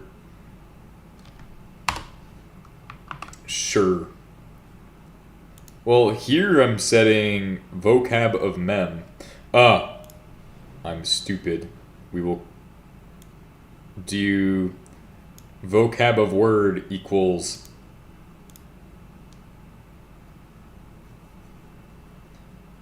oh wait, that's how that works. Oh, that's hold on. If word in vocab, then vocab append or equals 0. That's how you make it so that way it's able to be appended to. Just the same thing, pretty much. Vocab of word equals 0. But that's like what it is. It is vocab of word equals 0. Oh, but I'm using a double. Using a double equals 0 and comma equals 0 and 0. So that will set both of those to 0, I hope. Right, we need to put these into that and this. Yep, cheesing. CMD : vocab. Hello. World is associated with the matrix 0, 0. Hello is associated with 0, 0.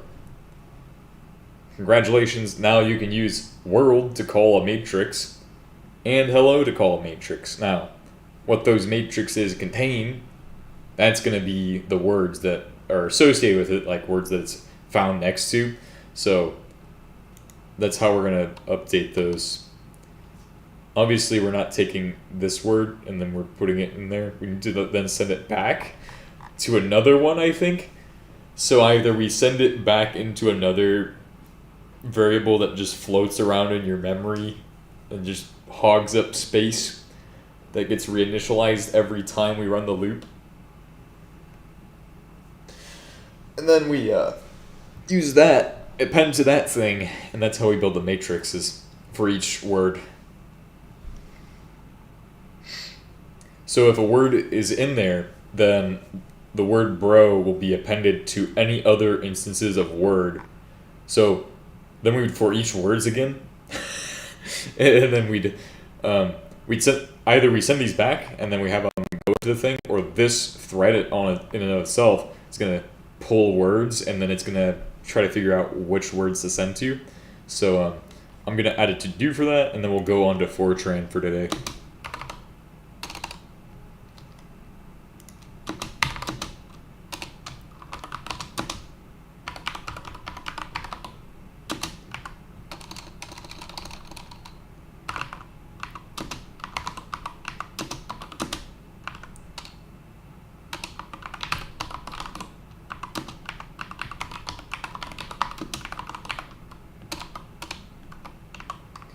And save. So there we go. So that gives us our associative arrays, which makes everything a little easy.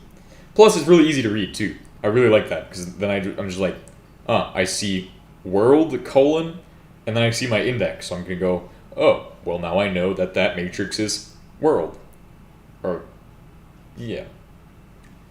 And vocab is just a array of matrices, pretty much, which would technically be a three-dimensional array. Even though, well, no, it is three-dimensional, but it's just that the last portion is an associative array for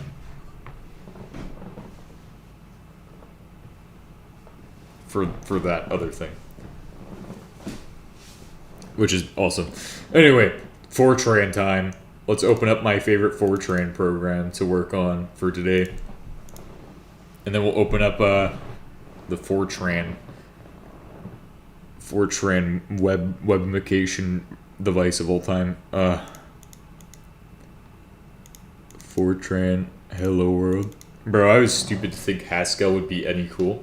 We left off on arrays.f90, and we'd covered how you can use a module. We've covered this in the past. You just do module hello, and module hello implements that by putting a block. You can then use hello, and then selectively import hello world, print asterisk hello world, which need to be done like this, so that way you print the whole length.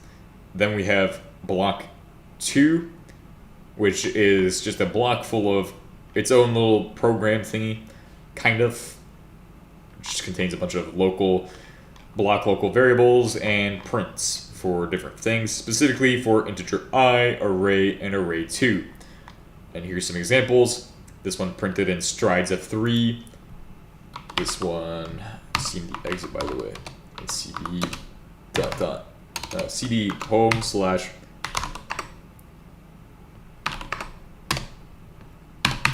and it printed out this.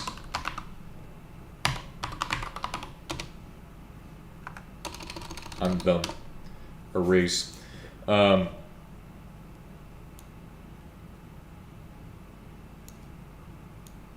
we go. So it printed out all that shit.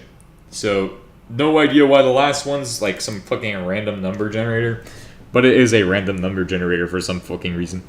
Maybe because it's not initialized or something, but I have no idea. And this just goes from there to 1. Maybe it's got something to do with how initialization works for arrays. For example, I have no idea. I have no fucking clue. Fortran is Fortran. I have much to learn. So we have different ways of initializing and writing them out. We have initializing it like this. Well, this would be initialization. Well, this is declaration, this is initialization, and then this is usage. You just print it out 1 through 7, and then doing iterations of 3. So that gives us 1, 4, and 7. So 1, 4, 7. That is 3 plus 1, 3 plus 4 each time. Now this one is reverso mode, so it gave us 7, 6, 5, 4, 3, 2, 1. Obviously it's in reverse. Set to 0 gave us zeros. This one is count up with a do loop initialization or some shit like that. 1, 2, 3, 4, 5, 6, 7. Reinitialized array 1 as 1, 2, 3, 4, 5, 6, 7.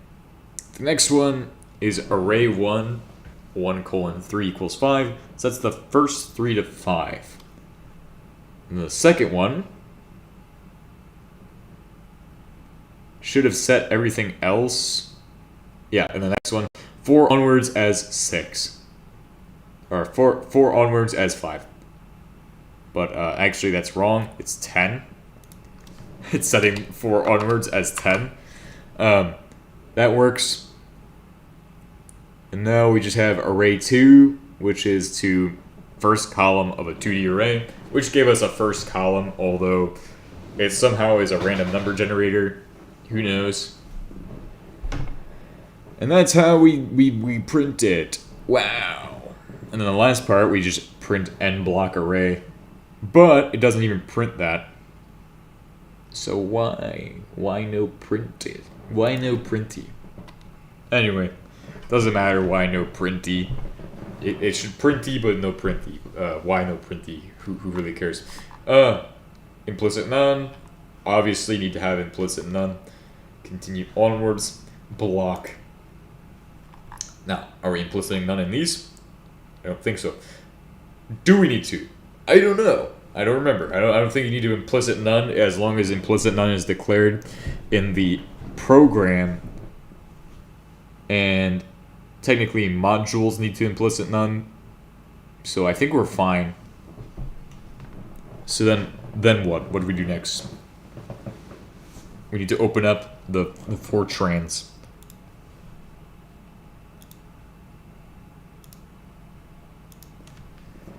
Fortran time. Wowie. Let's do this. Fortran lang quick start variables.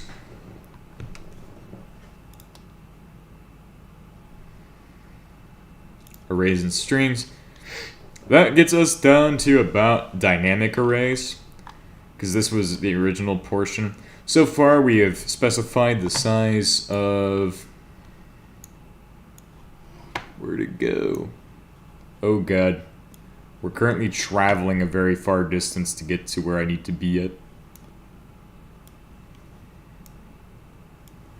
NVIDIA Tran.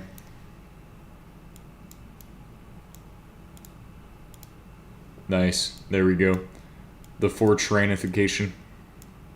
Oh god!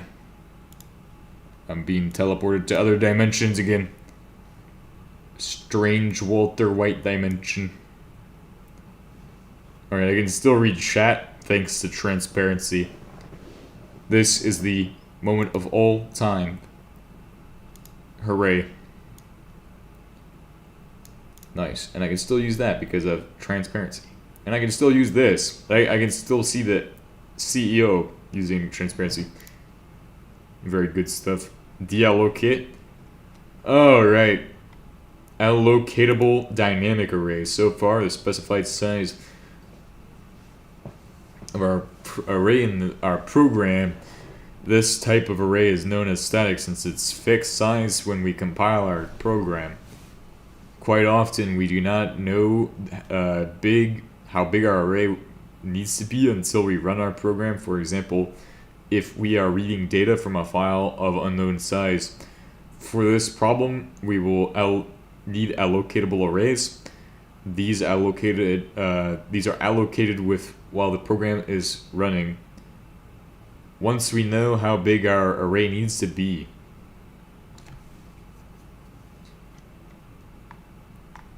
Oh wait, so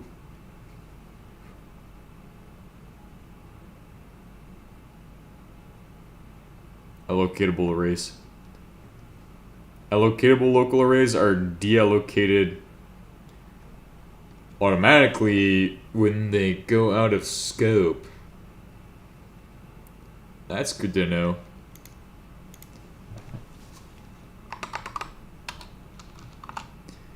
Deallocate out of scope block. And so if it's not in the same block, obviously you can't access it. So it need to deallocate anyway. What's the point in having it? So blocks are basically the scope guards that you get with like typical imperative languages. If you know what a scope guard is, D-Lang has scope guards. That's what they call them there. So character strings.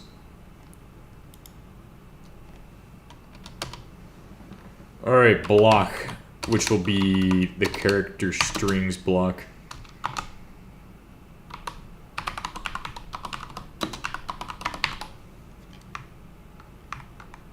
And then we'll do end block. Boom. Let's see. Program string, implicit none. Character length. Here they're setting lengths, right? So I already kind of showed that off because I wasn't sure how to print out, like, this just means like length unknown, I'm pretty sure. So if the length there changes, I think that's what that's for. So in this example, they have character of len equals, let's just do 7. I don't know any 7-letter words. Let's go ahead and do 5. We'll do hello, and then we'll do world. Colon, H. Hello. And then I think it will try, it won't conflict with the other thing. Well, it might think it's a module, but we're declaring it as, we will see. I'm not using, so it shouldn't just assume it's the other thing. And then we'll do world for the other one. len equals world. Wait, why?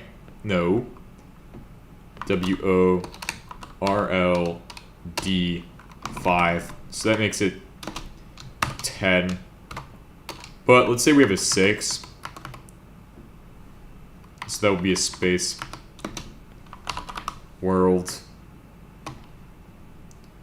So 6 for exclamation point. Anyway. So then we have hello equals hello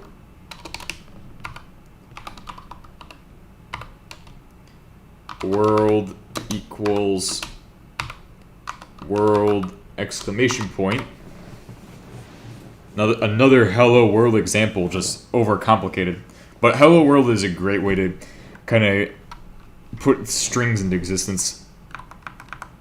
And then the combination of the two is character 10, because you have, yeah, you'd add a space. So you add the two together. So we have 5 plus 6, we will have 11.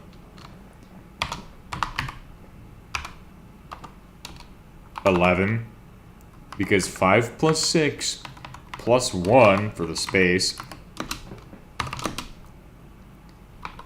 full.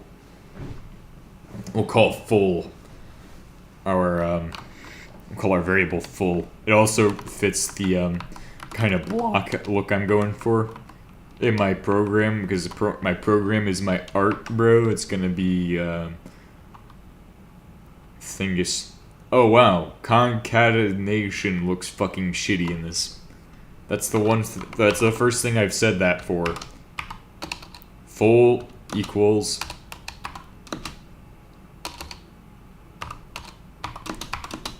hello, and then apostrophe. But that isn't shitty because of the reason. It's only shitty because they're injecting a space between them. So I guess what you could do is slash between them, and it would work fine. And then we just do print, and it looks like asterisk, comma, full. Alright, let's do our G Fortran. I'm gonna G Fortran now at this time. Time to G Fortran. G Fortran today.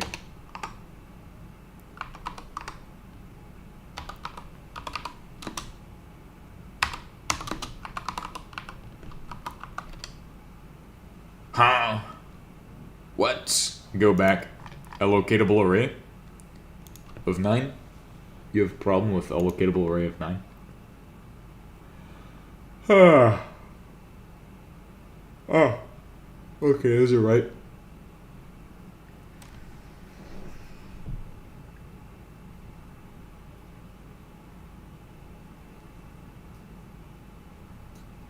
Unclassified statement at 1.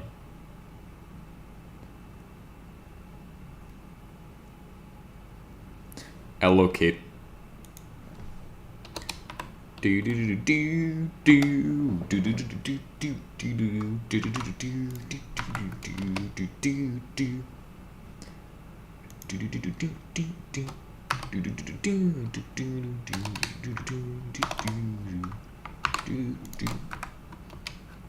all actively being rickrolled. Oh my god, that compiled so fast for like a shitty program. Dot array. I said dot slash array. Hey, you know what? Dot slash arrays. Hello world. We got a hello world exclamation point now. Semicolon, comma, comma, comma, comma, colon. Semicolon, comma, comma, comma, comma, comma, colon. World's greatest song, slash n. Let's try that. Let's see if it will print all of that.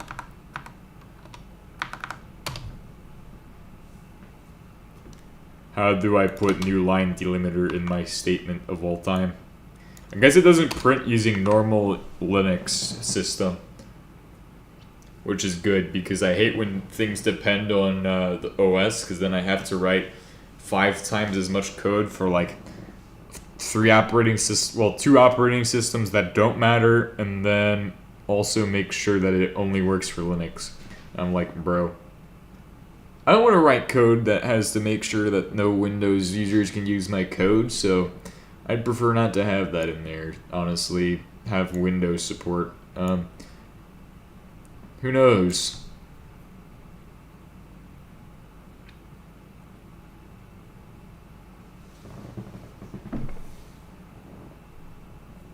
Object-related features to practical. Bro, there's so much we're gonna have to learn with this.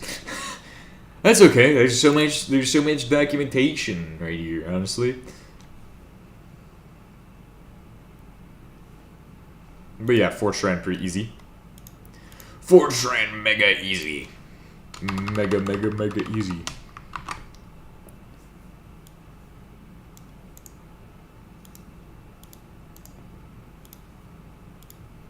I wrote 170 lines of program in Fortran.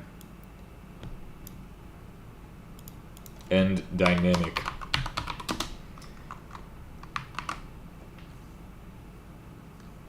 I wrote 25 bajillion lines in Fortran. Wow. No, don't do that shit. Fuck that shit. Fuck.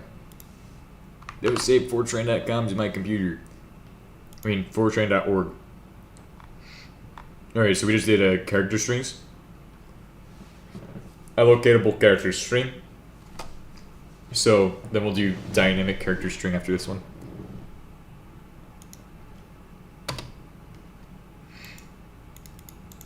Paste. Pasta.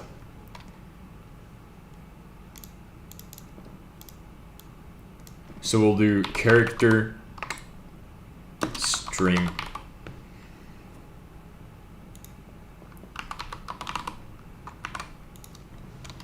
Alright, then we'll do block. And we'll call it dynamic character.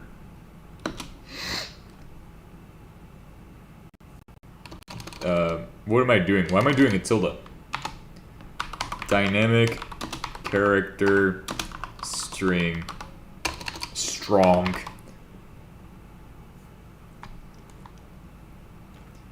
And we'll do end block at the end of the block. This is such a good language. It's just so fulfilling. Oh, right. And we'll also hit Control V down here because I want to put end dynamic.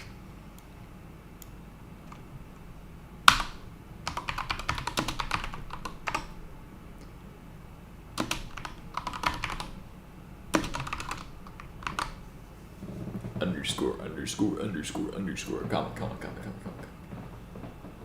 What? I sleep it. I like programming Fortran, bro. Fortran is cooking. Alright, so for allocatable strings, they do the same thing, but as you can see, you have this, and you have that. Allocation on assignment. An explicit allocation statement.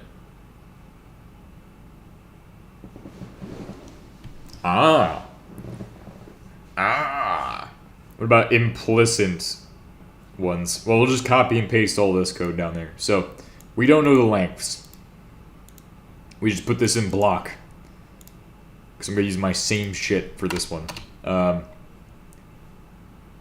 We're going to go ahead and take this and put a colon. Claude code of the day. You were right and I was wrong. Claude opioid. Bro, I'm so ready for Claude opium. Bro, Claude opium gonna be frying, bro. All the addicted vibe coders will be cooked. Honestly, if I could get a job in vibe coding, that'd be crazy. I'd be like, damn, bro. I'm just gonna let this thing write all this shitty code for me, honestly.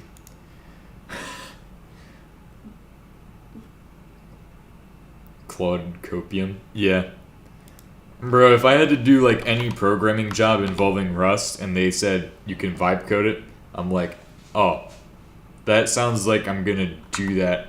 And what I'm gonna do is I'm gonna just let the robot do all the writing.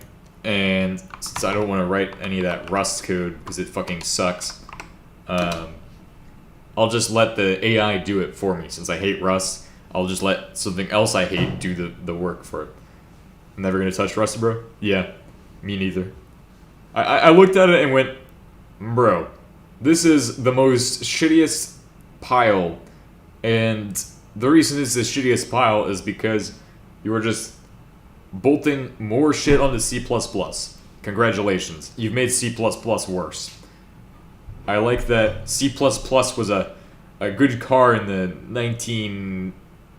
2000, and then slowly but surely they bolt on more plates, and then Rust comes along, and it starts slapping rusty plates onto C++, and next thing you know, you got cargo Rust cargo colon.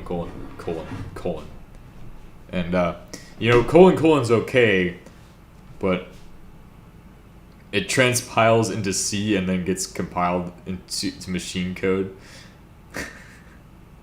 Yeah, they say blazingly fast, but then you build it off of a C backend. No need for an assembler. We'll just do a multi-step compiler process. First, do they transpile it to C and then compile it? So it's like, oh, we don't want to write C anymore. because it's unsafe for memory, but we'll write Rust instead, which transpiles to C, because that's a safe idea. It basically just puts in a deallocate for each thing automatically for you.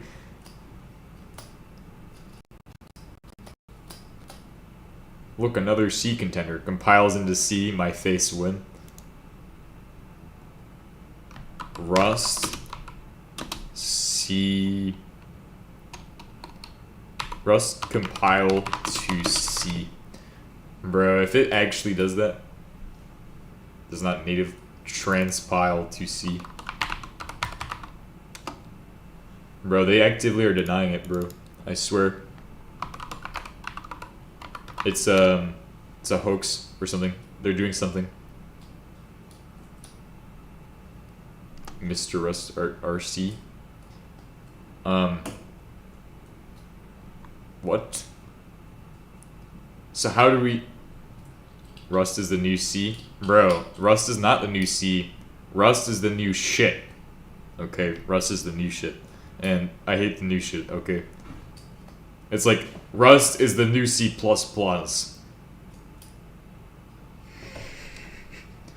Thank you for bringing back archaic practices and bringing them into the modern world. The modern world should be built off Fortran because it's way better, but also C as well, since it's pretty much everywhere. If you can't write C code, then or if you can't read C code, well, actually, C code better. I can probably do C code. But that fucking shitty ass abstract cargo language, bro. It's the new Java. It's the next Java, bro. Rust is the next Java. It's gonna be used in all these projects, and then it's gonna fall out. Cause you can't beat C. Not even D can beat C, honestly. Me when modern world is still using 60-year-old COBOL code. COBOL is so cool. I gotta try COBOL. But Fortran's older than COBOL, and Fortran powers high-performance computers. So, think about that. Okay, so here they do this instead. Check this out. They do print and concatenate at the same time, which I guess would probably save you from allocating memory for an extra one, so we no longer need full. Now we just need to declare each of these. So to declare this one as 6 and this one as the other thing, we just need to allocate. Aha! And then allocate. And then we then need to go ahead and not do an allocation. We'll assign world equals world. And I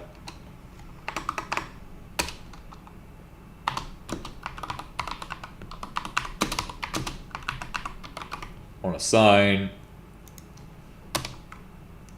I bet COBOL's pretty cool though. I bet COBOL has like low-level system access. I bet you could write an OS in COBOL. Oh, but what about Beeline though? Or BCPL or CPL, bro? CPL, BCPL, B, C, C++. But C++ is like making a programming language for businesses. And, you know, that's a bad idea because every programming language for businesses, except for like... that never works.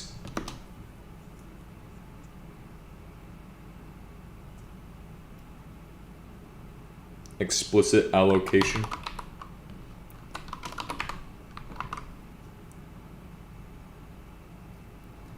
That might explain why C++ is so garbage.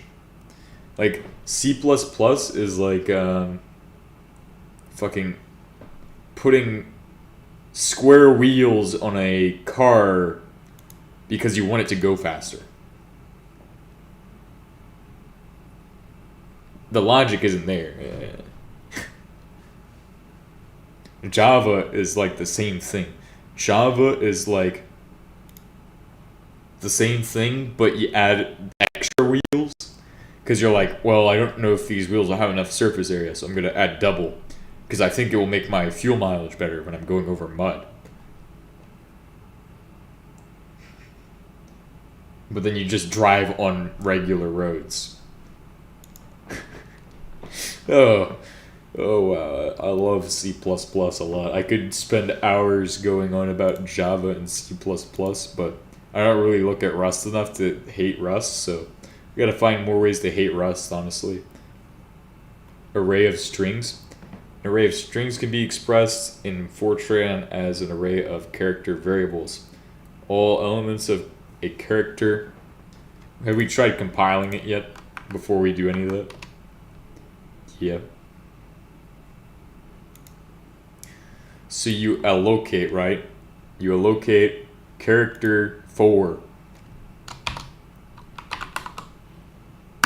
Character 4 colon hello. But it's character 5, so character 5 hello hello. Hello hello hello world. Bro, they're gonna think I'm programming Rust, bro. My Fortran will look like Rust code because it has colon every 5 seconds.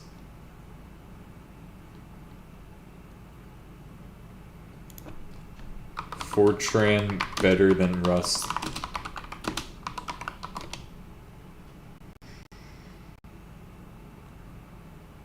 Yes! Good. AI is agreeing with my sentiments. That means that most people must agree with this. Fortran is generally considered better than Rust for special, high-performance numerical and scientific computing tasks. Large-scale simulations. While Rust offers modern safety guarantees and is competitive with C++, bro, okay. If Rust is designed to compete with C++, that's like, what the that explains why it's colon. That explains why Rust has such a similar syntax to C++. It's just like all you do is add a garbage collector into that fucking language and then boom. Bruh. Yeah, C++ is the problem, right, guys? We're gonna compete with C++ because C++ is the problem. Which C++ is a problem. But it's not the reason that... It's because bad programmers create memory safety problems. Because you don't deallocate stuff. Or handle threads properly, or stuff like that. Like me, when I'm writing my D code and then I write fucking crazy shit. That's why the D-lang has a garbage collector, so I'm probably 90% of the time not screwing shit up. Unless I turn it off. But I'm sorry. I gotta shut up because my brain is in Fortran versus Rust mode, and Fortran beat Rust, by the way. So suck it, Rustations. An array of strings can be expressed in Fortran. Oh, hey, did we compile it? Yes. Let's see what it does. Should just work. Hello world. End character string. Hello world. End dynamic character string. Good stuffs.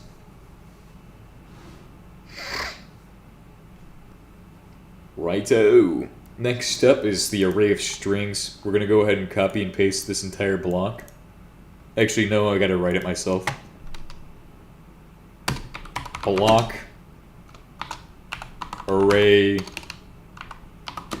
of string. End block. Print. End of string arrays. And then that's our block for that. And everything's written correctly, bro. I'm gonna build my muscle memory for writing fucking Fortran, bro. And then I'm gonna build a fucking supercomputer because you can't power a supercomputer with Rust. Yeah. All these Rust stations, they're just slowly withering down computing, slowly making it worse because they can't program and they chose the okay, if you choose Rust and you watch my videos, I can't really be mad at you because at least you're choosing to learn something. As long as you don't vibe code every single thing, I don't care. But if you end up vibe coding every single Rust thing and you just AI print out all your programs, you don't learn anything. So, well, you can use AI as a reference, I'd say. I wouldn't even use it to program for me. AI is an okay reference, but it's not going to teach you how to do things properly all the time. It's going to show you other people's example. I feel like choosing Rust is worse than choosing Java. Honestly, it's like going to the DMV and looking at the worst car compared to the best car, and Java's the best car, while Rust is the worst car, and then saying, "Oh, I'm gonna go with the Rust car,"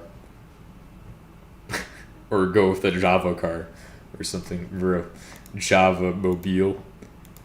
If I ever see a Java mobile, please sudo please stop at this time. Thank you. Implicit none, and they do character len10.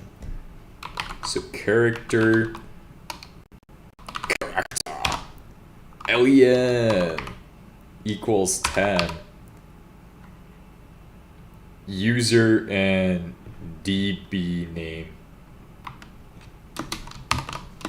We'll do imposter,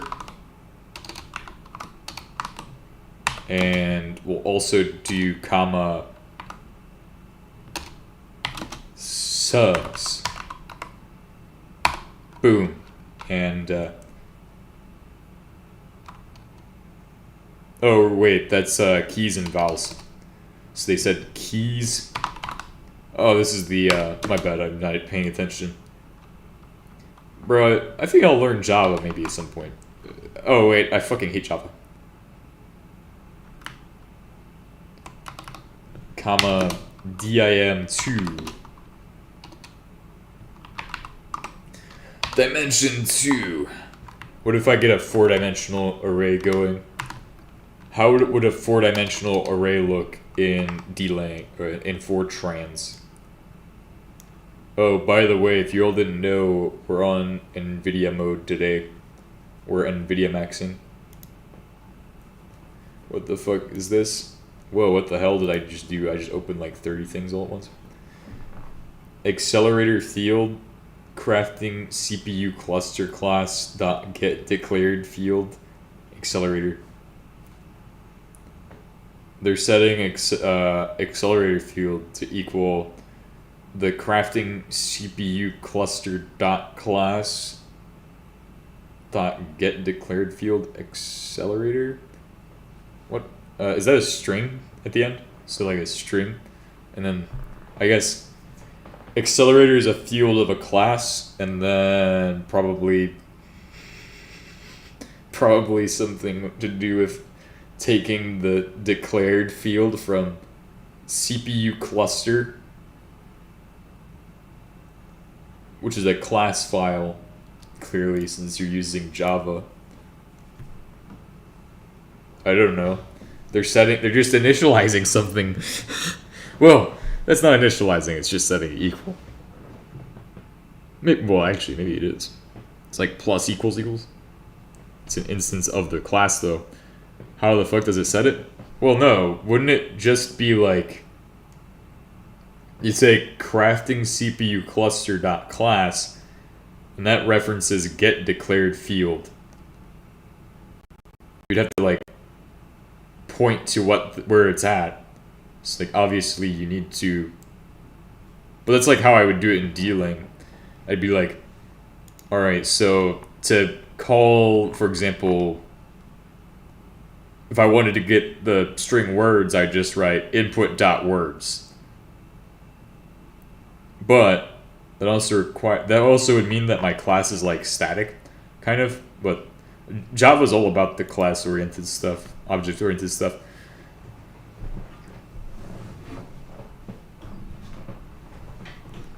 Why am I looking at bytepack.d? I need to be back in my Fortran.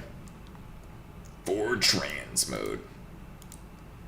Keys and vowels, okay? But we're gonna do imposters and sus. Since I like to be hip or something. Imposters and sus, and then we're gonna write out... Alright, so imposters is gonna be... Imposters equals... And then we have sus equals...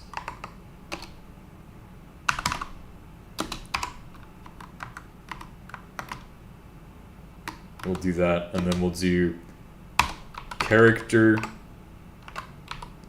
Wowie. len equals 2 equals 3, and same here.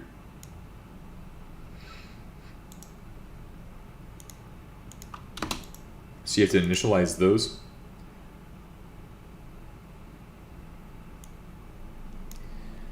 And then we pass, how do we make those then? We do equals 10. After length, then we do colon, then we put our strings in. Let's go with Amogus to Amogus Bobby. Jimothy.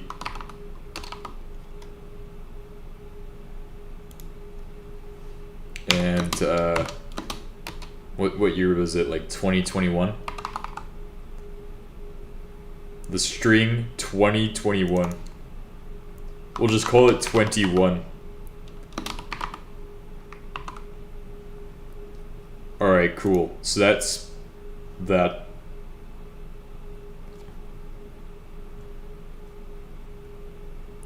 Call show key vowels. What? What the hell is a call for, though? Dealing Demogus. Jamogus. Call show keys, or call show imposters, comma sus. Wow, I'm so good at Fortran, I'm writing imposter sus. Contains a subroutine. Oh. So you put your subroutines after? This is my first instance of seeing subroutines. Subroutine. Show. Oh my gosh, this is so much like keyline. A keys and A vowels. And that's what they declare up in here. So instead of doing that, we're going to do show A imposters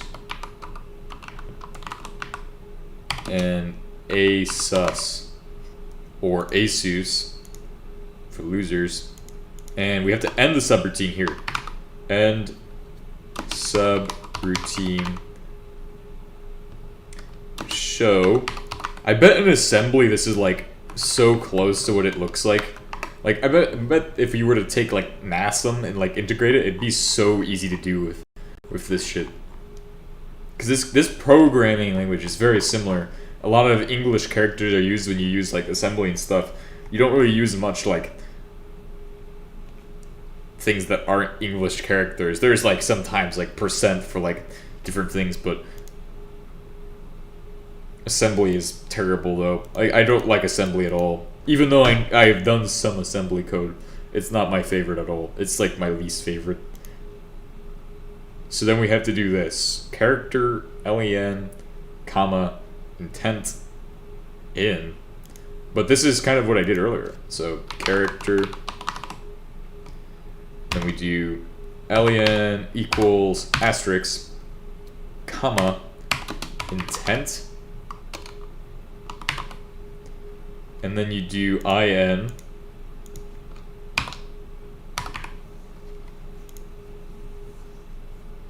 colon, keys, and oh yeah. Oh, these are inputs. Okay, so that makes sense. I think this is how you declare what an input would be. So an input copy, taking a copy of an input. I don't know if you can reference things in Fortran yet. I mean, hopefully you can. I like referencing and pointers and shit. I like that shit. Maybe I'll have to become a fucking C programmer if I want to get that shit. But like, still, I want to have access to. This is a good language, I'd say. I'd say Fortran might be the best language I've ever done or covered on this channel. Bro, this shit's so good I can actually learn it as a second language.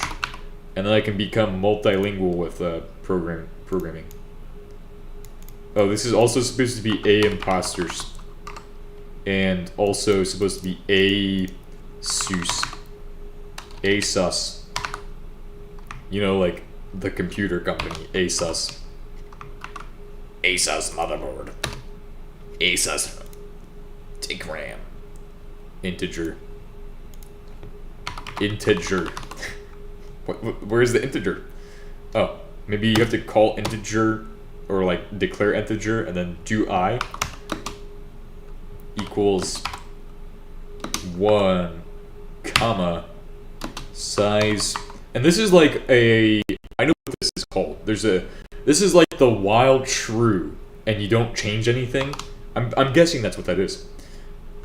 Not that I know. I don't know. So A imposters.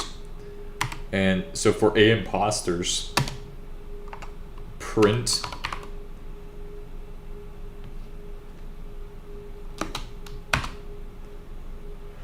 comma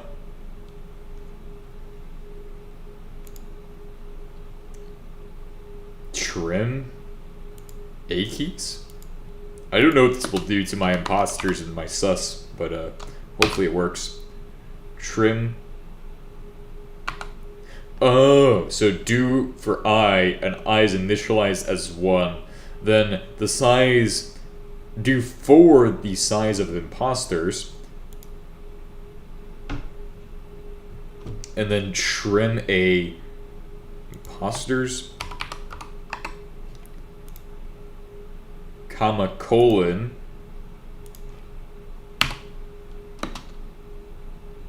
but it's also got to be of I, which means that, and then you do this,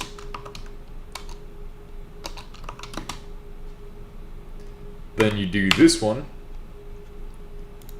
and you trim A vowels, or in our case, A sus.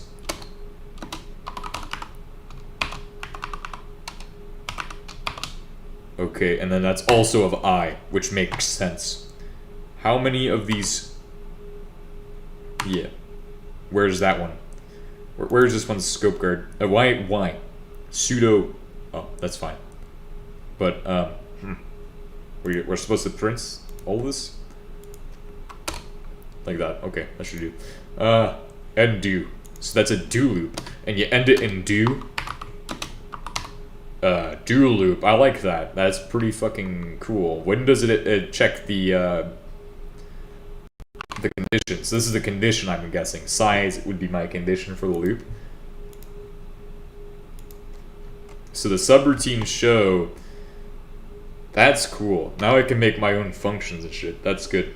That means I can reuse code whenever I need it. Usually I don't... See, if you're going to be programming functionally and using a bunch of functions and shit, so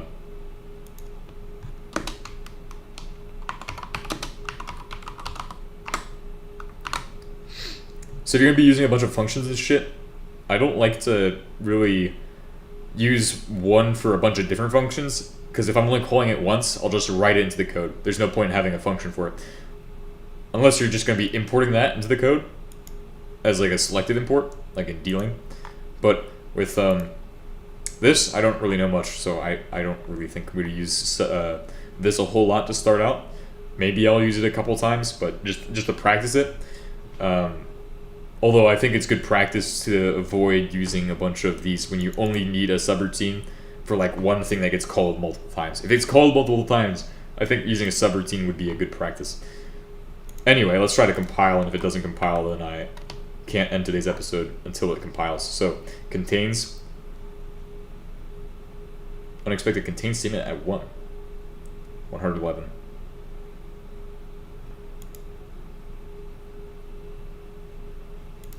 Contains subroutine show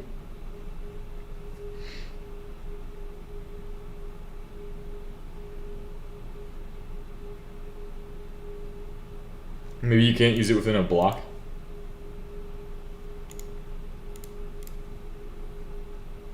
Maybe you have to call it outside of the block.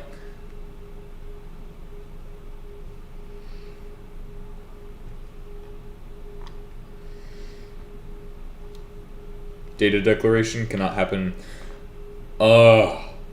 Subroutine probably can't happen within the block. Or actually, do that. That should potentially fix it, because I didn't see that they had an I there.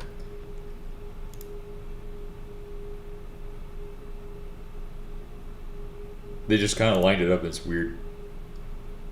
Well, I use ChatGPT because I like to learn. I mean, I could do ChatGPT to learn, but like, nah. I'm trying to learn from the book. That's just my take.